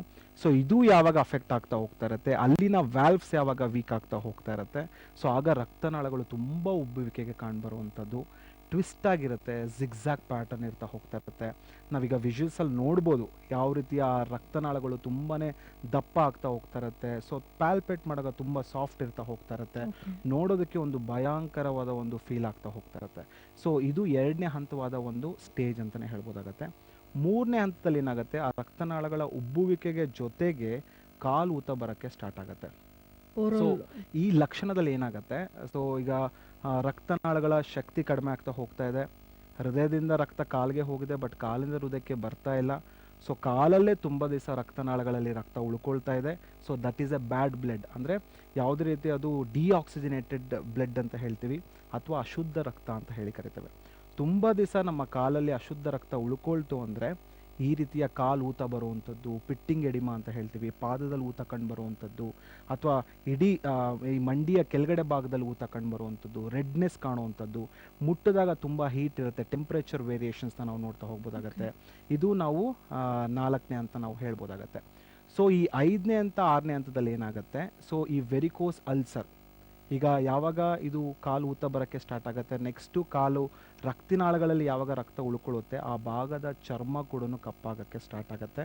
ಸೊ ಮೆಡಿಕಲ್ ಇದನ್ನು ನಾವು ವೀನಸ್ ಎಕ್ಸಿಮಾ ಅಂತ ಹೇಳಿ ಕರಿತೇವೆ ಅಥವಾ ಸ್ಟೇಸಿಸ್ ಡರ್ಮಟೈಟಿಸ್. ತುಂಬ ಜನರ ಕಾಲುಗಳನ್ನ ನಾವು ನೋಡ್ಬೋದು, ಕೆಳಗಡೆಯಿಂದ ಕಾಲು ಕಪ್ಪಾಗ್ತಾ ಹೋಗ್ತಾ ಇರುತ್ತೆ, ಪಾದದಿಂದ ಕಪ್ಪಾಗ್ತಾ ಹೋಗ್ತಾ ಇರುತ್ತೆ. ಯಾಕಂದ್ರೆ ಕೆಳಗಡೆ ಉಳ್ಕೊಳ್ತಾ ಇರುವಂಥದ್ದು it is not A good blood, it is a bad blood ಅಂತ ಹೇಳ್ತೀವಿ ಅಥವಾ ಡಿಆಕ್ಸಿನೇಟೆಡ್ ಬ್ಲಡ್ ಅಂತ ಹೇಳ್ತೀವಿ. ಸೊ ಇದರಿಂದ ಏನಾಗುತ್ತೆ, ಆ ಭಾಗದ ಚರ್ಮ ಕೂಡ ಕಪ್ಪಾಗುತ್ತೆ. ಸೊ ಮೆಡಿಕಲ್ ಇದು ನಾವು ಸ್ಟೇಸಿಸ್ ಡರ್ಮಟೈಟಿಸ್ ಅಂತ ಹೇಳಿ ಕರಿತೇವೆ. ತುಂಬ ಜನ ಇಲ್ಲಿ ಮಿಸ್ಲೀಡ್ ಆಗೋದುಂಟು, ಏನೋ ಒಂದು ಚರ್ಮದ ಸಮಸ್ಯೆ ಬಂದಿದೆ ಅಂತ ಹೇಳಿ ಚರ್ಮದ ಡಾಕ್ಟರ್ ಹತ್ರ ಹೋಗ್ತಾರೆ ಅಥವಾ ಹೋಗದೇನೋ ಅವರಾಗೆ ಆಯಿಂಟ್ಮೆಂಟ್ಗಳನ್ನ ಅಪ್ಲೈ ಮಾಡ್ಕೊಳ್ತಾರೆ, ಲೋಷನ್ಗಳನ್ನ ಅಪ್ಲೈ ಮಾಡ್ಕೊಳ್ತಾರೆ. ಯಾಕಂದರೆ ತುಂಬ ದಿವಸಗಳ ಕಾಲ ಈ ಎಕ್ಸಿಮಾ ಇತ್ತು ಅಂತ ಹೇಳಿದ್ರೆ ಕೆರೆತ ಉಂಟಾಗ್ಬಿಡುತ್ತೆ, ಇಚ್ಚಿಂಗ್ ಸ್ಟಾರ್ಟ್ ಆಗ್ತಾ ಹೋಗ್ಬಿಡುತ್ತೆ. ಸೊ ಈ ಹಂತದಲ್ಲೂ ಕೂಡ ಎಷ್ಟೋ ಜನಕ್ಕೆ ಚಿಕಿತ್ಸೆ ಪಡ್ಕೊಳ್ಳೋದಿಲ್ಲ. ಸೊ 5ನೇ ಹಂತ 6ನೇ ಹಂತಕ್ಕೆ ಹೋಗುವಂಥದ್ದೇ ಈ ಕಾಂಪ್ಲಿಕೇಶನ್ ಅಂತ ಹೇಳಿ ಕರಿತೇವೆ. ಅದನ್ನೇ ನಾವು varicose ulcer. Okay. So varicose ಅಲ್ಸರಿಂದ ಬಳಲ್ತಾರವ್ರಿಗೆ ಮಾತ್ರ ಗೊತ್ತು ಎಷ್ಟೆಲ್ಲ ಸಮಸ್ಯೆಗೆ ಅವ್ರು ಒಳಗಾಗಿದ್ದಾರೆ ಅನ್ನೋದು. ಸೊ ಈ ಒಂದು ಸಣ್ಣ ಗಾಯ ಆಯಿತು ಕಾಲಲ್ಲಿ ಅಂತ ಹೇಳಿದ್ರೆ ಈ ವೆರಿಕೋಸ್ ವೆನ್ಸ್ ಪೇಷಂಟ್ಸಲ್ಲಿ ಅದು ಮಾಯೋದಕ್ಕೆ ತುಂಬ ದಿವಸಗಳ ಕಾಲ ತಗೊಳುತ್ತೆ, ಶುಗರ್ ಲೈಕ್ ಎ ಪೇಷಂಟ್ ಥರ. Diabetes patient. ಓಕೆ. ಯಾಕಂದರೆ ರಕ್ತ ಸಂಚಾರ ನಮ್ಮ ದೇಹದಲ್ಲಿ ಆಗ್ತಾ ಇಲ್ಲ. ಒಂದು ಸಣ್ಣ ಗಾಯ ದೊಡ್ಡದಾಗಿ ಪರಿಗಣಿಸ್ಬೋದು, ಒಂದು ಸಣ್ಣ ಗಾಯ ಮಾಯೋದಕ್ಕೆ ತುಂಬ ದಿವಸಗಳ ಕಾಲ ತಗೊಳ್ಬೋದು. ಈಗ ರಕ್ತನಾಳಗಳಲ್ಲಿ ರಕ್ತ ಹೆಚ್ಚು ಉಳ್ಕೊಳ್ತಾ ಇರೋದ್ರಿಂದ ಕಾಲಿನ ರಕ್ತನಾಳಕ್ಕೆ ಒಂದು ಸಣ್ಣ ಪೆಟ್ಟು ಬಿತ್ತು ಅಂದ್ರೂ ರಕ್ತಸ್ರಾವ ಆಗ್ತಾ ಹೋಗ್ತಾ ಇರತ್ತೆ. ಓಕೆ. ಆ ಗಾಯ ವಾಸಿ ಆಗ್ತಾ ಇರತ್ತೆ, ವಾಸಿ ಆಗದೇನೂ ಕೂಡ ಇರ್ಬೋದಾಗತ್ತೆ. ಸೊ ಈ 5ನೇ ಹಂತಲ್ಲಿ ಏನಾಗುತ್ತೆ, ವೆರಿಕೋಸ್ ಅಲ್ಸರ್ ಬರುತ್ತೆ, ಹೀಲ್ ಆಗುತ್ತೆ, ತಿರ್ಗಾ ಅಲ್ಸರ್ ಬರುತ್ತೆ, ಹೀಲ್ ಆಗುತ್ತೆ. ಬಟ್ ಅದೇ ಒಂದು ಆ ವ್ಯಕ್ತಿ 6ನೇ ಹಂತಕ್ಕೆ ಹೋದಾಗ ಅನ್ಹೀಲ್ಡ್ ಅಲ್ಸರ್ಸ್ ಅಂತ ಹೇಳಿ ಕರಿತೇವೆ. ಎಷ್ಟೆಲ್ಲ ಚಿಕಿತ್ಸೆಗಳನ್ನ ಪಡ್ಕೊಂಡ್ರು ಕೂಡ ಅದು ಗಾಯ ವಾಸಿ ಆಗೋದಿಲ್ಲ. ಓಕೆ. ಸೊ ಇದು ಪರ್ಮನೆಂಟ್ ಆಗಿ ಉಳಿದು ಬಿಡುತ್ತೆ ಕಾಲಲ್ಲಿ ಆ ಗಾಯಗಳು. ಈ varicose ulcer is one of the main complication if varicose veins is not treated properly. ಇದನ್ನು ಕರೆಕ್ಟಾಗಿ ಚಿಕಿತ್ಸೆನ ನಾವು ಕೊಟ್ಟಿಲ್ಲ ಅಥವಾ ಪೇಷಂಟ್ ಚಿಕಿತ್ಸೆನ ಪಡ್ಕೊಂಡಿಲ್ಲ ಅಂತ ಹೇಳಿದ್ರೆ ಖಂಡಿತ ವೆರಿಕೋಸ್ ಅಲ್ಸರಿಂದ ಬಳುವಂಥದ್ದು ಕಟ್ಟಿಟ್ಟ ಬುತ್ತಿ ಪೇಷಂಟ್ಸ್ಗೆ ಅನ್ನೋದು ಈ ಮೂಲಕ ಹೇಳ್ಬೋದಾಗತ್ತೆ. ಇನ್ನೊಂದು ಕಾಲ್ನ ತಗೊಳ್ಳೋಣ ಡಾಕ್ಟರ್. ಹಲೋ, ಹಲೋ, ನಮಸ್ಕಾರ. ನಿಮ್ಮ ಹೆಸರು? ನಮಸ್ಕಾರ ಮೇಡಮ್. ನನ್ನ ಹೆಸರು ಸೈಯದ್ ಅಂತ. ನಾನು ಮೈಸೂರಿಂದ ಮಾತಾಡ್ತಿರೋದು ಮೇಡಮ್. ಡಾಕ್ಟರ್ ಹತ್ರ ಮಾತಾಡ್ಬೇಕಿತ್ತು. ಡಾಕ್ಟರ್ ಹತ್ರನೇ ಮಾತಾಡಿ please doctor. Hello hello sir, ಹೇಳಿ ಸರ್, ಏನು ಸಮಸ್ಯೆಗೆ ಕರೆ ಮಾಡಿದ್ರಿ? ಸರ್, ಈಗ ನೀವು ಟಿವಿಯಲ್ಲಿ ತೋರಿಸ್ತಾ ಇರಲ್ಲ ಸರ್, ಅದೇ ಹೌದು. ತರ ನನ್ಗೂ ಕೂಡ ಆಗಿದೆ ಸರ್. ಓಕೆ, ಯಾವ ರೀತಿ ಆಗಿದೆ, ಯಾವ ರೀತಿ ಸಮಸ್ಯೆ ಕಂಡು ಬರ್ತಿದೆ ನಿಮ್ಮಲ್ಲಿ? ಸರ್, ಈಗ ನಂದ್ರಲ್ಲಿ ಏನಾಗಿದೆ ಅಂದ್ರೆ ಕಾಲಲ್ಲಿ ಗಾಯಗಳಾಗಿದೆ ಸರ್. 10 ಗಂಟೆಗಳಾಗಿ ಅದ್ರಲ್ಲಿ ಗಾಯಗಳಾಗಿ ಇದರಿಂದ ರಕ್ತ ಎಲ್ಲ ಬರ್ತಾ ಇದೆ ಸರ್. ಓಕೆ, ಎಷ್ಟು ದಿನಗಳಿಂದ ಈ ಸಮಸ್ಯೆ ಕಂಡು ಬರ್ತಿದೆ ಸರ್? ಸರ್, ನನಗೆ 8 ವರ್ಷದಿಂದ ಇದೆ ಸರ್. ಬಟ್ 2 ಇಯರ್ಸ್ ಬ್ಯಾಕ್ ಈ ತರ ಪ್ರಾಬ್ಲಮ್ಸ್ ಅನ್ನೋದು ಕಾಣಿಸ್ಕೊಡ್ತೀರಾ ಸರ್. ಓಕೆ, ಸೊ ಏನಾದರೂ ವೈದ್ಯನ ಭೇಟಿ ಆಗಿದ್ರಾ, ಏನಾದರೂ ಚಿಕಿತ್ಸೆನ ಪಡ್ಕೊಂಡಿದ್ದೀರಾ ಸರ್ ಮುಂಚಿತವಾಗಿ? ಹಾ ಸರ್, ತೋರಿಸ್ತಾ ಇದ್ದೆ. ಬಟ್ ಅವರು ಆಯಿಂಟ್ಮೆಂಟ್ ಕೊಟ್ಟಿದ್ದಾರೆ. ಅದು ಆಯಿಂಟ್ಮೆಂಟ್ ಹಚ್ತೀನಿ, ಬಟ್ ಪೇನ್ ಕಿಲ್ಲರ್ ತಗೊಂತೀನಿ ನಾವು ಬಂದಾಗ. ಓಕೆ, ಏನು ಕೆಲಸ ಮಾಡ್ತೀರಾ, ಯಾವ ಪ್ರೊಫೆಷನಲ್ ಇದ್ದೀರಿ ನೀವು? ಸರ್, ನಾನು ಆಲ್ಕೋಹಾಲ್ ಇದರಲ್ಲಿ ಅಂದ್ರೆ ಬಾರಲ್ಲಿ ಕೆಲಸ ಮಾಡಿಸ್ತಾ ಇರುತ್ತೆ. ಓಕೆ, ಈಗಲೂ ಅದೇ ಕೆಲಸ ಮಾಡ್ತಾ ಇದ್ದೀರಾ ಅಥವಾ ನಿಲ್ಸಿದ್ದೀರಾ? ಹಾ ಸರ್, ಅದನ್ನೇ ಕಂಟಿನ್ಯೂ ಮಾಡ್ತಾ ಇದ್ದೀನಿ. ಬಟ್ ಒಂದು 2 ಮಂತ್ಸ್ ಬ್ಯಾಕ್ ರೆಸ್ಟ್ ಅಲ್ಲಿ ಇದ್ದೀನಿ ಸರ್, 2 ಮಂತ್ಸ್ ಇಂದ. ಓಕೆ, ಸೊ ನಿಮ್ಮ ಸಮಸ್ಯೆ ಒಂದು ಕಾಂಪ್ಲಿಕೇಶನ್ ಹಂತಕ್ಕೆ ಹೋಗಿರುವಂಥದ್ದು. ಸೊ ವೆರಿಕೋಸ್ ಅಲ್ಸರ್ ಅಂತ ಹೇಳಿ ಕರಿತೇವೆ. ಓಕೆ, ತುಂಬ ಜನ ಈ ಸಮಸ್ಯೆಯಿಂದ ಬಳಲ್ತಾ ಇದ್ದಾರೆ. ಸೊ ಏನು ಚಿಕಿತ್ಸೆನ ಪಡ್ಕೊಳ್ಬೇಕು, ಆಲ್ರೆಡಿ 2 ಸರಿ ಸರ್ಜರಿ ಮಾಡಿಸಿರ್ತಾರೆ. ಸೊ ಪುನಃ ಈ ಹೀಲ್ ಆಗ್ತಾ ಇರುತ್ತೆ, ಗಾಯ ಬರ್ತಾ ಇರುತ್ತೆ. ಸೊ ಅದರಲ್ಲೂ ಏನಾದರೂ ಮಧುಮೇಹದಿಂದ ಬಳಲ್ತಿದ್ದವರು ಇನ್ನಷ್ಟು ಸಮಸ್ಯೆಗೆ ಒಳಗಾಗಬೇಕಾಗತ್ತೆ. ಸೊ ವೆರಿಕೋಸ್ ಅಲ್ಸರಲ್ಲಿ ನೀವು ಹೈಜಿನಿಕ್ ಮೇಂಟೈನ್ ಮಾಡ್ಕೊಳ್ಳುವಂಥದ್ದು ಭಾಳ ಇಂಪಾರ್ಟೆಂಟು. ಸೊ ಈ ಹೈಜಿನಿಕ್ ಮೇಂಟೈನ್ ಮಾಡ್ಕೊಳ್ಳೋ ಜೊತೆಗೆ ಮಾತ್ರೆಗಳ ಇಂಟರ್ನಲ್ ಮೆಡಿಕೇಶನ್ಸ್ ತೊಗೊಳ್ಬೇಕೇ ಹೊರತು ಯಾವುದೇ ರೀತಿ ಮುಲಾಮ್ ಹಚ್ಚುವಂಥದ್ದಾಗಿರ್ಬೋದು ಅಥವಾ ನೋವಿನ ಮಾತ್ರೆ ತೊಗೊಳ್ಳುವಂಥದ್ದಾಗಿರ್ಬೋದು. ಸೊ ನೀವು ನೋವಿನ ಮಾತ್ರೆ ತೊಗೊಂಡ್ರೆ ಅವತ್ತಿನ ದಿವಸ ಮಾತ್ರ ನಿಮಗೆ ನೋವು ಕಡಿಮೆ ಆಗುತ್ತೆ, ಬಟ್ ಕಾಯಿಲೆಯ ತೀವ್ರತೆ ಕಡಿಮೆ ಆಗೋದಿಲ್ಲ. ಸೊ ಈ ಏಜಲ್ಲೇ ನಿಮಗೆ ಈ ವೆರಿಕೋಸ್ ಅಲ್ಸರ್ಸ್ ಬಂತು ಅಂತ ಹೇಳಿದ್ರೆ ಸೊ ತುಂಬಾ ಸಮಸ್ಯೆಗೆ ಒಳಗಾಗಬೇಕಾಗತ್ತೆ. ಸೊ ಖಂಡಿತ ಯಾವುದೇ ರೀತಿ ನೀವು ನೆಗ್ಲೆಕ್ಟ್ ಮಾಡೋಕ್ಕೆ ಹೋಗಬೇಡಿ. ಡೈಲಿ ಹೈಜಿನಿಕ್ ಡ್ರೆಸ್ಸಿಂಗ್ನ ನೀವು ಮಾಡ್ತಾ ಬನ್ನಿ.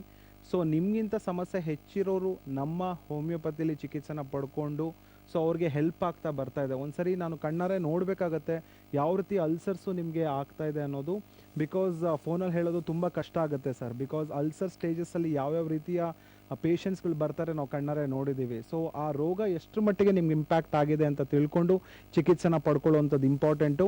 ಸೊ ಈ ಚಿಕಿತ್ಸೆ ಕೊಡೋದಕ್ಕಿಂತ ಮುಂಚೆ ಸೊ ಏನನ್ನೆಲ್ಲ ಪರೀಕ್ಷೆಗಳನ್ನ ಮಾಡಿಸ್ಬೇಕು ನಾನು ಹೇಳ್ತೀನಿ. ಸೊ ಒಂದು ಅಡ್ವೈಸ್ ಕೊಡೋದಕ್ಕೆ ಇಷ್ಟಪಡ್ತೀನಿ, ಆದಷ್ಟು ಡೈಲಿ ಒಂದು ಅರ್ಧ ಗ್ಲಾಸ್ ಆಫ್ ಬೀಟ್ರೂಟ್ ಜ್ಯೂಸ್ನ ತಗೊಳ್ತಾ ಬನ್ನಿ. ಸೊ ಜೊತೆಗೆ ಬ್ರೌನ್ ರೈಸ್ ಅಂತ ಬರುತ್ತೆ, ಇದರಲ್ಲಿ ಹೆಚ್ಚು ಫೈಬರ್ ಇರುತ್ತೆ. ಆದಷ್ಟು ಅದು ಹೆಪ್ಗಟ್ಟದೇ ಇರೋದಕ್ಕೆ, ಸೊ ಅಲ್ಸರ್ ಅಂತ ಹೆಚ್ಚಾಗದೇ ಇರೋದಕ್ಕೆ ಅದು ಮೇಂಟೈನ್ ಆಗ್ತಾ ಬರ್ತಾ ಇರುತ್ತೆ. ಸೊ ಜೊತೆಗೆ ಹೋಮಿಯೋಪತಿಕ್ ಮಾತ್ರೆಗಳು ಕೂಡ ನೀವು ಸೇವನೆ ಮಾಡ್ತಾ ಬರ್ಬೋದಾಗತ್ತೆ sir. Thank you. Okay, thank you sir.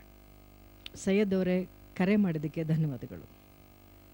ಡಾಕ್ಟ್ರೇ, ಒಂದು ವಿಚಾರ ತಿಳಿಸಿ. ಈ ಸಮಸ್ಯೆ ಕಾಣಿಸ್ಕೊಂಡಾಗ ನೋವು ಕಾಣಿಸ್ಕೊಂಡ್ರೆ ಅದಕ್ಕೆ ಟ್ರೀಟ್ಮೆಂಟ್ನ ತಗೊಳ್ತಾರೆ, ಅವ್ರಿಗೆ ಈ ಕಾಯಿಲೆ ವಾಸಿ ಆಗುತ್ತೆ. ಆದರೆ ಎಷ್ಟೋ ಜನಕ್ಕೆ ನೋವು ಕಾಣಿಸ್ಕೊಳ್ಳೋದೇನೂ ಇರಬಹುದು, ಅಥವಾ ನೋವು ಕಾಣಿಸ್ಕೊಂಡ ಮೇಲೆ ನೆಗ್ಲೆಕ್ಟ್ ಮಾಡಿ ಸರಿ ಹೋಗುತ್ತೆ ಅಂತಲೂ ಬಿಟ್ಟಿರಬಹುದು. ಈ ಒಂದು ಕಾಯಿಲೆನ ನೆಗ್ಲೆಕ್ಟ್ ಮಾಡಿದ್ರೆ ಇದರ ಪರಿಣಾಮಗಳು ಎಷ್ಟು ತೀವ್ರವಾಗಿರಬಹುದು, ಇದರ ಸಮಸ್ಯೆಗಳೇನು? ಖಂಡಿತ ಈ ಸಮಸ್ಯೆನ ನೆಗ್ಲೆಕ್ಟ್ ಮಾಡ್ತಾ ಬಂತು ಅಂತ ಹೇಳಿದ್ರೆ ಖಂಡಿತ ಕಾಂಪ್ಲಿಕೇಶನ್ಸ್ಗೆ ಒಳಗಾಗುವಂಥದ್ದು ಸರ್ವೇ ಸಾಮಾನ್ಯವಾಗಿ ನಾವು ನೋಡ್ತಾ ಹೋಗ್ತಾ ಇದ್ದೀವಿ. ಮೊದಲನೇ ಕಾಂಪ್ಲಿಕೇಶನ್ ಬಗ್ಗೆ ಹೇಳಬೇಕು ಅಂತ ನಾನು ಹೇಳಿದೆ, ರಕ್ತ ಸಂಚಾರದಲ್ಲಿ ಅಡೆತಡೆ ಆಗುತ್ತೆ. ಸೊ ಯಾವಾಗ ದೇಹದಲ್ಲಿ ರಕ್ತ ಸಂಚಾರ ಕಡಿಮೆ ಆಗ್ತಾ ಹೋಗ್ತಾ ಇರುತ್ತೆ, ಸೊ ಕಾಲಿನಲ್ಲಿ ಗಾಯಗಳಾಗ್ಬೋದು. So minor injuries bleeds easily ಅಂತ ಹೇಳಿ ಅದು ಕರಿತೀವಿ. ವಾಸಿನೇ ಒಂದು ಆಗದೆ ಸಣ್ಣ ಗಾಯ ಆಯಿತು ಅಥವಾ ಪೆಟ್ಟು ಬಿತ್ತು ಅಂದರೆ ರಕ್ತಸ್ರಾವ ಆಗುವಂಥದ್ದು, ಬ್ಲೀಡಿಂಗ್ ಆಗುವಂಥದ್ದು. ಆ ಸಣ್ಣ ಗಾಯ ಏನಾಗುತ್ತೆ, ತುಂಬ ದಿವಸಗಳ ಕಾಲ ಉಳ್ಕೊಂಡಾಗ ಸೊ ಅದು ಅಲ್ಸರ್ ಆಗಿ ಕನ್ವರ್ಟ್ ಆಗುತ್ತೆ. So varicose ulcer is one of the main complication and the first complication. Varicose ವೇನ್ಸ್ನ ಕರೆಕ್ಟಾಗಿ ಚಿಕಿತ್ಸೆನ ಪಡ್ಕೊಂಡಿಲ್ಲ ಅಥವಾ ನೆಗ್ಲೆಕ್ಟ್ ಮಾಡ್ತಾ ಬಂತು ಅಂತ ಹೇಳಿದ್ರೆ. ಬಟ್ ತುಂಬ ಜನರಲ್ಲಿ ನಾವು ರಿಪೀಟೆಡ್ ಆಗಿ ಈ ಅಲ್ಸರ್ಗಳನ್ನ ನಾವು ನೋಡ್ತಾ ಹೋಗ್ತಾ ಇರ್ತೀವಿ. ಸ್ಕಿನ್ ಇನ್ಫೆಕ್ಷನ್ಸ್ನ ನಾವು ನೋಡ್ತಾ ಹೋಗ್ತಾ ಇರ್ತೀವಿ. ರಿಪೀಟೆಡ್ ಆಗಿ ಈ ಅಲ್ಸರ್ಗಳು ಬರ್ತಾ ಇದೆ, ಒಣಗ್ತಾ ಇದೆ, ಬರ್ತಾ ಇದೆ, ಒಣಗ್ತಾ ಇದೆ ಅಂದರೆ ಸೊ ಸೆಲ್ಯುಲೈಟಿಸ್ ಅಂತ ಒಂದು ಕಂಡೀಷನ್ ಬರುತ್ತೆ. So cellulitis is A chronic skin condition ಅಂತಲೇ ಹೇಳ್ಬೋದು, which affects tissues and cells. ಅಂದರೆ ಟಿಶ್ಯೂಸ್ನ ಅಫೆಕ್ಟ್ ಮಾಡುತ್ತೆ, ಕಣಗಳನ್ನ ಅಫೆಕ್ಟ್ ಮಾಡುತ್ತೆ, ಕಾಲುಗಳು ಊತ ಕಾಣುತ್ತೆ, ಈ ಕಂಡೀಷನಲ್ಲಿ ರೆಡ್ನೆಸ್ ಕಾಣುತ್ತೆ, ಟೆಂಡರ್ನೆಸ್ ಕಾಣುತ್ತೆ, ತಡೆಯಲಾಗದೇ ಇರೋಷ್ಟು ಒಂದು ನೋವನ್ನ ಕಾಣ್ತಾ ಬರ್ತಾ ಇರ್ತಾರೆ. ಸೊ ಈ ಕಂಡೀಷನ್ ಕೂಡ ಆ್ಯಸ್ ಎ ಕಾಂಪ್ಲಿಕೇಶನ್ಸ್ ಆಗಿ ನಾವು ನೋಡ್ಬೋದು. ಸ್ವಲ್ಪ ಜನರಲ್ಲಿ ಏನಾಗುತ್ತೆ, ಈ ರಿಪೀಟೆಡ್ ಆಗಿ ಅಲ್ಸರ್ಗಳು ಬರುವಂಥದ್ದು, ರಿಪೀಟೆಡ್ ಆಗಿ ಸೆಲ್ಯುಲೈಟಿಸ್ ಆಗುವಂಥದ್ದು, ಆ ವ್ಯಕ್ತಿಗಳಿಗೆ ಏನಾದರೂ ಈ ಫ್ಯಾಮಿಲಿ ಹಿಸ್ಟ್ರಿ ಆಫ್ ಕ್ಯಾನ್ಸರ್ ಏನಾದ್ರು ಇತ್ತು ಅಂದರೆ ಆ ಭಾಗದಲ್ಲಿ ಒಂದು ಚರ್ಮದ ಕ್ಯಾನ್ಸರ್ ಕೂಡ ಆಗುವಂಥ ಒಂದು ಸಾಧ್ಯತೆಗಳು ಖಂಡಿತ ಇರುತ್ತೆ. ಸೊ ಕಾರ್ಸಿನೋಮಾ ಆಫ್ ಸ್ಕಿನ್ ಅಂತ ಹೇಳ್ತೀವಿ, ಇದು ಮೇಜರ್ ಆಗಿ ನಾವು ಕಾಂಪ್ಲಿಕೇಶನ್ಸ್ನ ನಾವು ನೋಡುವಂಥದ್ದು. ಬಟ್ ತುಂಬ ಜನರಲ್ಲಿ ನಾವು ಈ ರಿಪೀಟೆಡ್ ಅಲ್ಸರ್ಸ್ಗಳನ್ನ ನೋಡಿದಾಗ, ರಿಪೀಟೆಡ್ ರಕ್ತಸ್ರಾವಗಳಾಗೋದನ್ನು ನೋಡಿದಾಗ ನಮ್ಮ ದೇಹದಲ್ಲಿ ಏನಾಗುತ್ತೆ, ಈ ರಕ್ತಸ್ರಾವ ಹೆಚ್ಚಾಗ್ತಿದ್ರೆ ನಮ್ಮ ದೇಹದಲ್ಲಿ ಹಿಮೋಗ್ಲೋಬಿನ್ ಅನ್ನೋದು ಕಡಿಮೆ ಆಗ್ಬಿಡುತ್ತೆ, ರಕ್ತಹೀನತೆ ಅಂತ ಹೇಳ್ತೀವಿ. ಸೊ ಅನಿಮಿಯಾ ಅಂತ ಹೇಳ್ತೀವಿ. ಸೊ ಇದು ಕೂಡ ಒನ್ ಆಫ್ ದಿ ಕಂಡೀಷನ್. ಇದು ಕೂಡ ಬರುವಂಥ ಸಾಧ್ಯತೆಗಳು ನಾವು ವೆರಿಕೋಸ್ ವೇನ್ಸಲ್ಲಿ ನಾವು ನೋಡ್ಬೋದಾಗತ್ತೆ. ಡಾಕ್ಟರ್ ಮತ್ತೊಂದು ಕರೆ ಇದೆ. ಹಲೋ. ಹಲೋ, ನಮಸ್ಕಾರ ಮೇಡಮ್. ನಮಸ್ಕಾರ. ಲಕ್ಷ್ಮೀಶ್ ಅಂತ ಹೇಳಿ ಓಕೆ, ಬೆಂಗಳೂರಿಂದ ಕಾಲ್ ಮಾಡ್ತಾ ಇರೋದು. ಡಾಕ್ಟರ್ ಹತ್ರ ಮಾತಾಡ್ಬೇಕಿತ್ತು ಮೇಡಮ್. ಖಂಡಿತವಾಗ್ಲೂ ನಿಮ್ಮ ಜೊತೆ ಮಾತಾಡೋದಕ್ಕೆ ಅವರು ಕೂತಿದ್ದಾರೆ. ನಿಮ್ಮ ಸಮಸ್ಯೆಗಳು ಏನೇ ಇದ್ರೂ ಅವ್ರ ಜೊತೆ ನೀವು ಮಾತಾಡಿ. ಹಾಂ, ಮಾತಾಡಿ.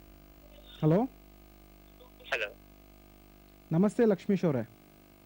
ನಮಸ್ಕಾರ ಸರ್. ಇದು ನಾನು ಬೆಂಗಳೂರಿಂದ ಕಾಲ್ ಮಾಡ್ತಾ ಇದ್ದೀನಿ. ಹೇಳಿ ಸರ್, ಏನು ಸಮಸ್ಯೆಯಿಂದ ಬಳಲ್ತಾ ಇದ್ದೀರಾ? ಸೊ ಕಾರ್ಯಕ್ರಮ ನೋಡ್ತಾ ಇದ್ದೀರಾ? ಹೌದು ಸರ್, ಟಿವಿಯಲ್ಲಿ ಕಾರ್ಯಕ್ರಮ ನೋಡ್ತಾ ಇದ್ದೀನಿ. ತಾವೇನ್ ತೋರಿಸ್ತಾ ಇದ್ರಲ್ವಾ, ಓಕೆ. ಅದೇ ತರ ನನಗೂ 6 ವರ್ಷಗಳಿಂದ ಇದೇ ತರ ಪ್ರಾಬ್ಲಮ್ ಇದೆ ಸರ್. ಸೊ 6 ವರ್ಷದಿಂದ ಅನುಭವಿಸ್ತಾ ಇದ್ದೀರಾ? ನರಗಳು ಹೋಗೋದು. ಹೌದು ಸರ್, ಕಾಲದಲ್ಲಿ ನರಗಳು ಉಬ್ಬೋದು, ಓಕೆ, ತುಂಬಾ ಕಡಿತ ಆಗೋದು, ಈ ತರ ಒಂದು ಪ್ರಾಬ್ಲಮ್ಸ್ ಬರ್ತದೆ. 7 ವರ್ಷದಿಂದ ನಾನು ಆಪರೇಷನ್ ಕೂಡ ಮಾಡ್ತಿದ್ದೆ ಸರ್. ಓಕೆ, ಮತ್ತೆ ಇವಾಗ ಮತ್ತೆ ಕಾಣಿಸ್ಕೊಂತಾ ಇದೆ. ಓಕೆ, ಡಾಕ್ಟರ್ ಹೇಳಿದಾರಾ ಇದು ವೆರಿಕೋಸ್ ವೇನ್ಸ್ ಅಂತಾನೆ ಹೇಳಿದಾರಾ ನಿಮಗೆ? ಹೌದು ಸರ್, ಡಾಕ್ಟರ್ಸ್ ಹೇಳಿದ್ರು, ಆಪರೇಷನ್ ಕೂಡ ಮಾಡಿದ್ರು. ಮತ್ತೆ Okay. ಅದು ಮತ್ತೆ ಮೊದಲಿನ ತರ ಕಾಣಿಸ್ಕೊಂತಾ ಇದೆ ನನಗೆ. ಈ ನಾನು ಇವಾಗ ಮತ್ತೆ 6 ಮಂತ್ಸ್ ಇಂದ ಸ್ಟಾರ್ಟ್ ಆಗಿದೆ ಸರ್ ನನಗೆ. ಓಕೆ, ಸೊ ಏನು ಕೆಲಸ ಮಾಡ್ತೀರಾ? ಸರ್ ನಾನು ಆಫೀಸಲ್ಲಿ ವರ್ಕ್ ಮಾಡ್ತೀನಿ ಸರ್. ತುಂಬಾ ಸ್ಟ್ಯಾಂಡಿಂಗ್ ವರ್ಕ್ ಮಾಡ್ತೀನಿ. ಓಕೆ ಓಕೆ, ಸೊ ನಾವು ಕಾರ್ಯಕ್ರಮದಲ್ಲಿ ಮಾತಾಡ್ತಿದ್ವಿ ಸ್ಟ್ಯಾಂಡಿಂಗ್ ವರ್ಕು, ಸಿಟ್ಟಿಂಗ್ ವರ್ಕು. ದಿನನಿತ್ಯ ಜೀವನದಲ್ಲಿ ನಾವು ಕೂತ್ಕೊಂಡು ಕೆಲಸ ಮಾಡಲೇಬೇಕಾಗತ್ತೆ, ನಿಂತ್ಕೊಂಡು ಕೆಲಸ ಮಾಡಲೇಬೇಕಾಗತ್ತೆ. ನಾನು ನಿಮಗೆ ಕೆಲಸ ಬಿಡಿ ಅಂತ ನಾನು ಹೇಳೋದಿಲ್ಲ, ಬಟ್ ಆದಷ್ಟು ನೀವು ಅರ್ಥ ಮಾಡ್ಕೊಳ್ಳಿ, ಈ ಸಮಸ್ಯೆಯಿಂದ ನೀವು ದೂರ ಬರಬೇಕು ಅಂದರೆ ನಿಮ್ಮ ಆ ಕೆಲಸದಿಂದ ಸ್ವಲ್ಪ ದೂರ ಇರಬೇಕಾಗತ್ತೆ. ಸೊ ಆಲ್ರೆಡಿ ಒಂದು ಮಾತು ಹೇಳಿದ್ರಿ, ಸರ್ಜರಿ ಕೂಡ ಮಾಡಿಸಿದ್ದೀನಿ ಡಾಕ್ಟರ್ ಒಂದು 6 ತಿಂಗಳ ಹಿಂದೆ ಅಂತ ಹೇಳಿ. ಸೊ ತಿರ್ಗಾ ಪುನಃ ನಿಮಗೆ ರಿಲ್ಯಾಪ್ಸ್ ಆಗೋದಕ್ಕೆ ನಿಮ್ಮ ಆಕ್ಯುಪೇಷನ್ನೇ ಮೇಯ್ನ್ ಕಾರಣ ಅಂತಲೇ ಹೇಳ್ಬೋದಾಗತ್ತೆ. ಸೊ ಆದಷ್ಟು ನೀವು ಸರ್ಜರಿಗೆ ಮೊರೆ ಹೋಗೋ ಬದಲು ಕರೆಕ್ಟಾಗಿ ಒಂದು ಹೋಮಿಯೋಪತಿಕ್ ಚಿಕಿತ್ಸೆನ ಪಡ್ಕೊಳ್ಳಿ. ಬಿಕಾಸ್ ಸರ್ಜರಿಲಿ ಏನಾಗುತ್ತೆ, ವೆಯ್ನ್ ಸ್ಟ್ರಿಪ್ಪಿಂಗ್ ಅಂತ ಮಾಡ್ತಾರೆ. ಯಾವ ರಕ್ತನಾಳ ನಿಮಗೆ ಊತ ಆಗಿದೆ ಅಥವಾ ದಪ್ಪ ಆಗಿದೆ, ರಕ್ತನಾಳನ ತೆಗೆದುಬಿಡ್ತಾರೆ. ಈ ರಕ್ತನಾಳ ತೆಗೆಯೋದ್ರಿಂದ ನಿಮ್ಮ ಕಾಲಿನ ಶಕ್ತಿ ಇನ್ನಷ್ಟು ಕುಗ್ಗುತ್ತೆ ಹೊರತು ಸ್ಟ್ರೆಂತ್ ಬರೋದಿಲ್ಲ. ಒಂದು 3-4 ತಿಂಗಳು ನಿಮಗೆ ಸರಿ ಅನಿಸಿರ್ಬೋದು, ಬಟ್ ತಿರ್ಗಾ ನಿಮಗೆ ರಿಲ್ಯಾಪ್ಸ್ ಆಗ್ತಿದ್ರೆ ಖಂಡಿತ ಸಮಸ್ಯೆಗಳೇ ಒಳಗಾಗ್ತಾ ಇದ್ದೀರಾ. ಸೊ ಮತ್ತೊಂದು ಸರಿ ನೀವು ಸರ್ಜರಿಗೆ ಹೋದರೆ, ಶಸ್ತ್ರಚಿಕಿತ್ಸೆ ಹೋದರೆ ಮತ್ತೊಂದು ಸರಿ ನಿಮಗೆ ಬರುವಂಥ ಸಾಧ್ಯತೆಗಳು ಖಂಡಿತ ಇರುತ್ತೆ. ಸೊ ಹೋಮಿಯೋಪತಿಕಲಿ ಈ ಸಮಸ್ಯೆನ ನಾವು ಗುಣಪಡಿಸಬೇಕು ಅಥವಾ solution we can effectively treat this condition. ಮೊದಲನೇದಾಗಿ ನೀವು ಮತ್ತೊಂದು ಸರಿ ಸರ್ಜರಿ ಹೋಗ್ದಂಗೆ ನಾವು ಔಷಧಿಗಳನ್ನ ಕೊಡ್ತಾ ಹೋಗ್ತಾ ಇರ್ತೀವಿ. ಸೊ ನಮ್ಮ ಹೋಮಿಯೋಪತಿಯಲ್ಲಿ ನಾವು ಕೊಡ್ತಾ ಇರೋವಂಥದ್ದು ನ್ಯಾನೋ ಜೆನೆಟಿಕ್ ಕಾನ್ಸ್ಟಿಟ್ಯೂಷನ್ ಮೆಡಿಸಿನ್ಸ್ ಅಂತ ಹೇಳಿ ಕರಿತೇವೆ. ಅಂದರೆ ಯಾರಿಗೋ ಗುಣ ಆಯಿತು ಅಂತ ಅವರ ಮಾತ್ರೆಗಳು ನಿಮಗೆ ಕೊಡೋದಿಲ್ಲ. ನಿಮ್ಮ ವ್ಯಕ್ತಿತ್ವನ ನಾವು ಸ್ಟಡಿ ಮಾಡ್ತೀವಿ, ನಿಮ್ಮ ಮೆಂಟಲ್ ನೇಚರ್, ನಿಮ್ಮ ಫಿಸಿಕಲ್ ನೇಚರ್, ನಿಮ್ಮ ಎಮೋಷ್ನಲ್ ಪೆಥಾಲಜಿ, ಮತ್ತು ನಿಮಗೆ ಯಾಕೆ ಈ ವೆರಿಕೋಸ್ ವೇನ್ಸ್ ಬಂತು, ಏನಾದರೂ ಫ್ಯಾಮಿಲಿ ಹಿಸ್ಟ್ರಿ ಇದೆಯಾ, ಇದೆಲ್ಲ ನಾವು ಡೀಟೇಲ್ ಕೇಸ್ನ ತೊಗೊಂಡಾಗ ಒಂದು ಮೆಡಿಕೇಶನ್ಸ್ ಏನು ಬರುತ್ತೆ ಅದು ನಿಮಗೆ ಸೂಟ್ ಆಗ್ತಾ ಹೋಗ್ತಾ ಇರುತ್ತೆ. ಸೊ ಆ ಮೆಡಿಕೇಶನ್ಸ್ ಕೊಟ್ಟಾಗ ನಿಮ್ಮ ದೇಹದಲ್ಲಿ ರಕ್ತ ಸಂಚಾರ ಹೆಚ್ಚಾಗೋದಕ್ಕೆ ಸಹಾಯ ಆಗುತ್ತೆ. ಸೊ ಜೊತೆಗೆ ರಕ್ತನಾಳಗಳ ಶಕ್ತಿ ಕೂಡ ಇಂಪ್ರೂವ್ಮೆಂಟ್ ಆಗುತ್ತೆ. ನಾನು ಹೇಳಿದೆ ಕವಾಟಗಳು ಭಾಳನೇ ಒಳ್ಳೆ ಕೆಲಸ ಮಾಡುತ್ತೆ ಅಂತ. ಆ ಕವಾಟಗಳು ನಿಮಗೆ ಕಡಿಮೆ ಕೆಲಸ ಮಾಡ್ತಾ ಇರೋದ್ರಿಂದ ಸಮಸ್ಯೆ ಹೆಚ್ಚಾಗಿರ್ಬೋದು. ಸೊ ಇದನ್ನು ನಾವು ಸ್ವಲ್ಪ ಇಂಪ್ರೂವ್ಮೆಂಟ್ ಮಾಡ್ತಾ ಬಂತು ಅಂದರೆ ಸರ್ಜರಿ ಕೂಡ ನಾವು ಅವಾಯ್ಡ್ ಮಾಡ್ತಾ ಬರ್ಬೋದು. ಸೊ ಜೊತೆಗೆ ಮುಂದೆ ಬರೋ ಪರಿಣಾಮಕಾರದ ಕಂಡೀಷನ್ಸ್ನು ಕೂಡ ನಾವು ಅವಾಯ್ಡ್ ಮಾಡ್ತಾ ಬರ್ಬೋದಾಗತ್ತೆ. ಸೊ ಹೋಮಿಯೋಪತಿಕಲ್ಲಿ ಖಂಡಿತ ಯಾವುದೇ ರೀತಿ ಅಡ್ಡ ಪರಿಣಾಮಗಳಿಲ್ಲ. ಸೊ ಇಲ್ಲಿ ಯಾವುದೇ ರೀತಿ ಸ್ಟೆರಾಯ್ಡ್ಸ್ ಕೊಡುವಂಥದ್ದು, ಕೆಮಿಕಲ್ಸ್ ಕೊಡುವಂಥ ಕೆಲಸಗಳು ಖಂಡಿತ ಮಾಡೋದಿಲ್ಲ. ಸೊ ನಿಮಗೆ ಯಾವುದು ಅಡ್ಜಸ್ಟ್ ಆಗುತ್ತೆ, ನಿಮ್ಮ ವ್ಯಕ್ತಿತ್ವಕ್ಕೆ ತಕ್ಕಂತೆ ನಾವು ಔಷಧಿಗಳನ್ನ ಕೊಡ್ತೀವಿ. ಸೊ ಯಾವುದೇ ರೀತಿ ಭಯ ಆಗಲಿ ಆತಂಕ ಆಗಲಿ ಪಡುವಂಥದ್ದು ಬೇಡ. ಆದಷ್ಟು ಬೇಗ ನೀವು ಹೋಮಿಯೋಪತಿಕ್ ಮಾತ್ರೆಗಳನ್ನ ಸೇವನೆ ಮಾಡ್ಬೋದಾಗತ್ತೆ ಸರ್. ಖಂಡಿತವಾದ ಸರ್, ತುಂಬಾ ಹೆಲ್ಪ್ ಆಯ್ತು. Thank you, thank you sir. ಎಲ್ಲಿ ಬರುತ್ತೆ ಸರ್ ನಿಮ್ಮ ಹಾಸ್ಪಿಟಲ್? ಸೊ ನೀವು ಎಲ್ಲಿಂದ ಕರೆ ಮಾಡ್ತಾ ಇದ್ದೀರಾ? ಸರ್ ಬೆಂಗಳೂರಿಂದ ಕಾಲ್ ಮಾಡ್ತಾ ಇದ್ದೀನಿ. ಸೊ ಬೆಂಗಳೂರಲ್ಲಿ ನಮ್ಮಲ್ಲಿ 2 ಶಾಖೆ ಇದೆ, ಜಯನಗರ ಇದೆ ಮತ್ತು ಮಲ್ಲೇಶ್ವರಂ ಇದೆ. ಸೊ ನಿಮ್ಮ ಮನೆಗೆ ಯಾವುದು ಹತ್ತದ ಶಾಖೆ ಆಗುತ್ತೆ ಬಂದು ಭೇಟಿಯಾಗಿ ಸರ್. ಸೊ ಬರೋಕ್ಕಿಂತ ಮುಂಚೆ ನೀವೇನಾದರೂ ಪರೀಕ್ಷೆಗಳನ್ನ ಮಾಡಿಸಿದ್ರೆ ಅಥವಾ ಸರ್ಜರಿ ಡಿಸ್ಚಾರ್ಜ್ ಸಮರಿಲಿ ಏನಾದರೂ ಇತ್ತು ಅಂತ ಹೇಳಿದ್ರೆ ಖಂಡಿತ ತೊಗೊಂಡು ಬನ್ನಿ. ಸೊ ಅದು ನಮ್ಗೆ ಹೆಲ್ಪ್ ಆಗುತ್ತೆ.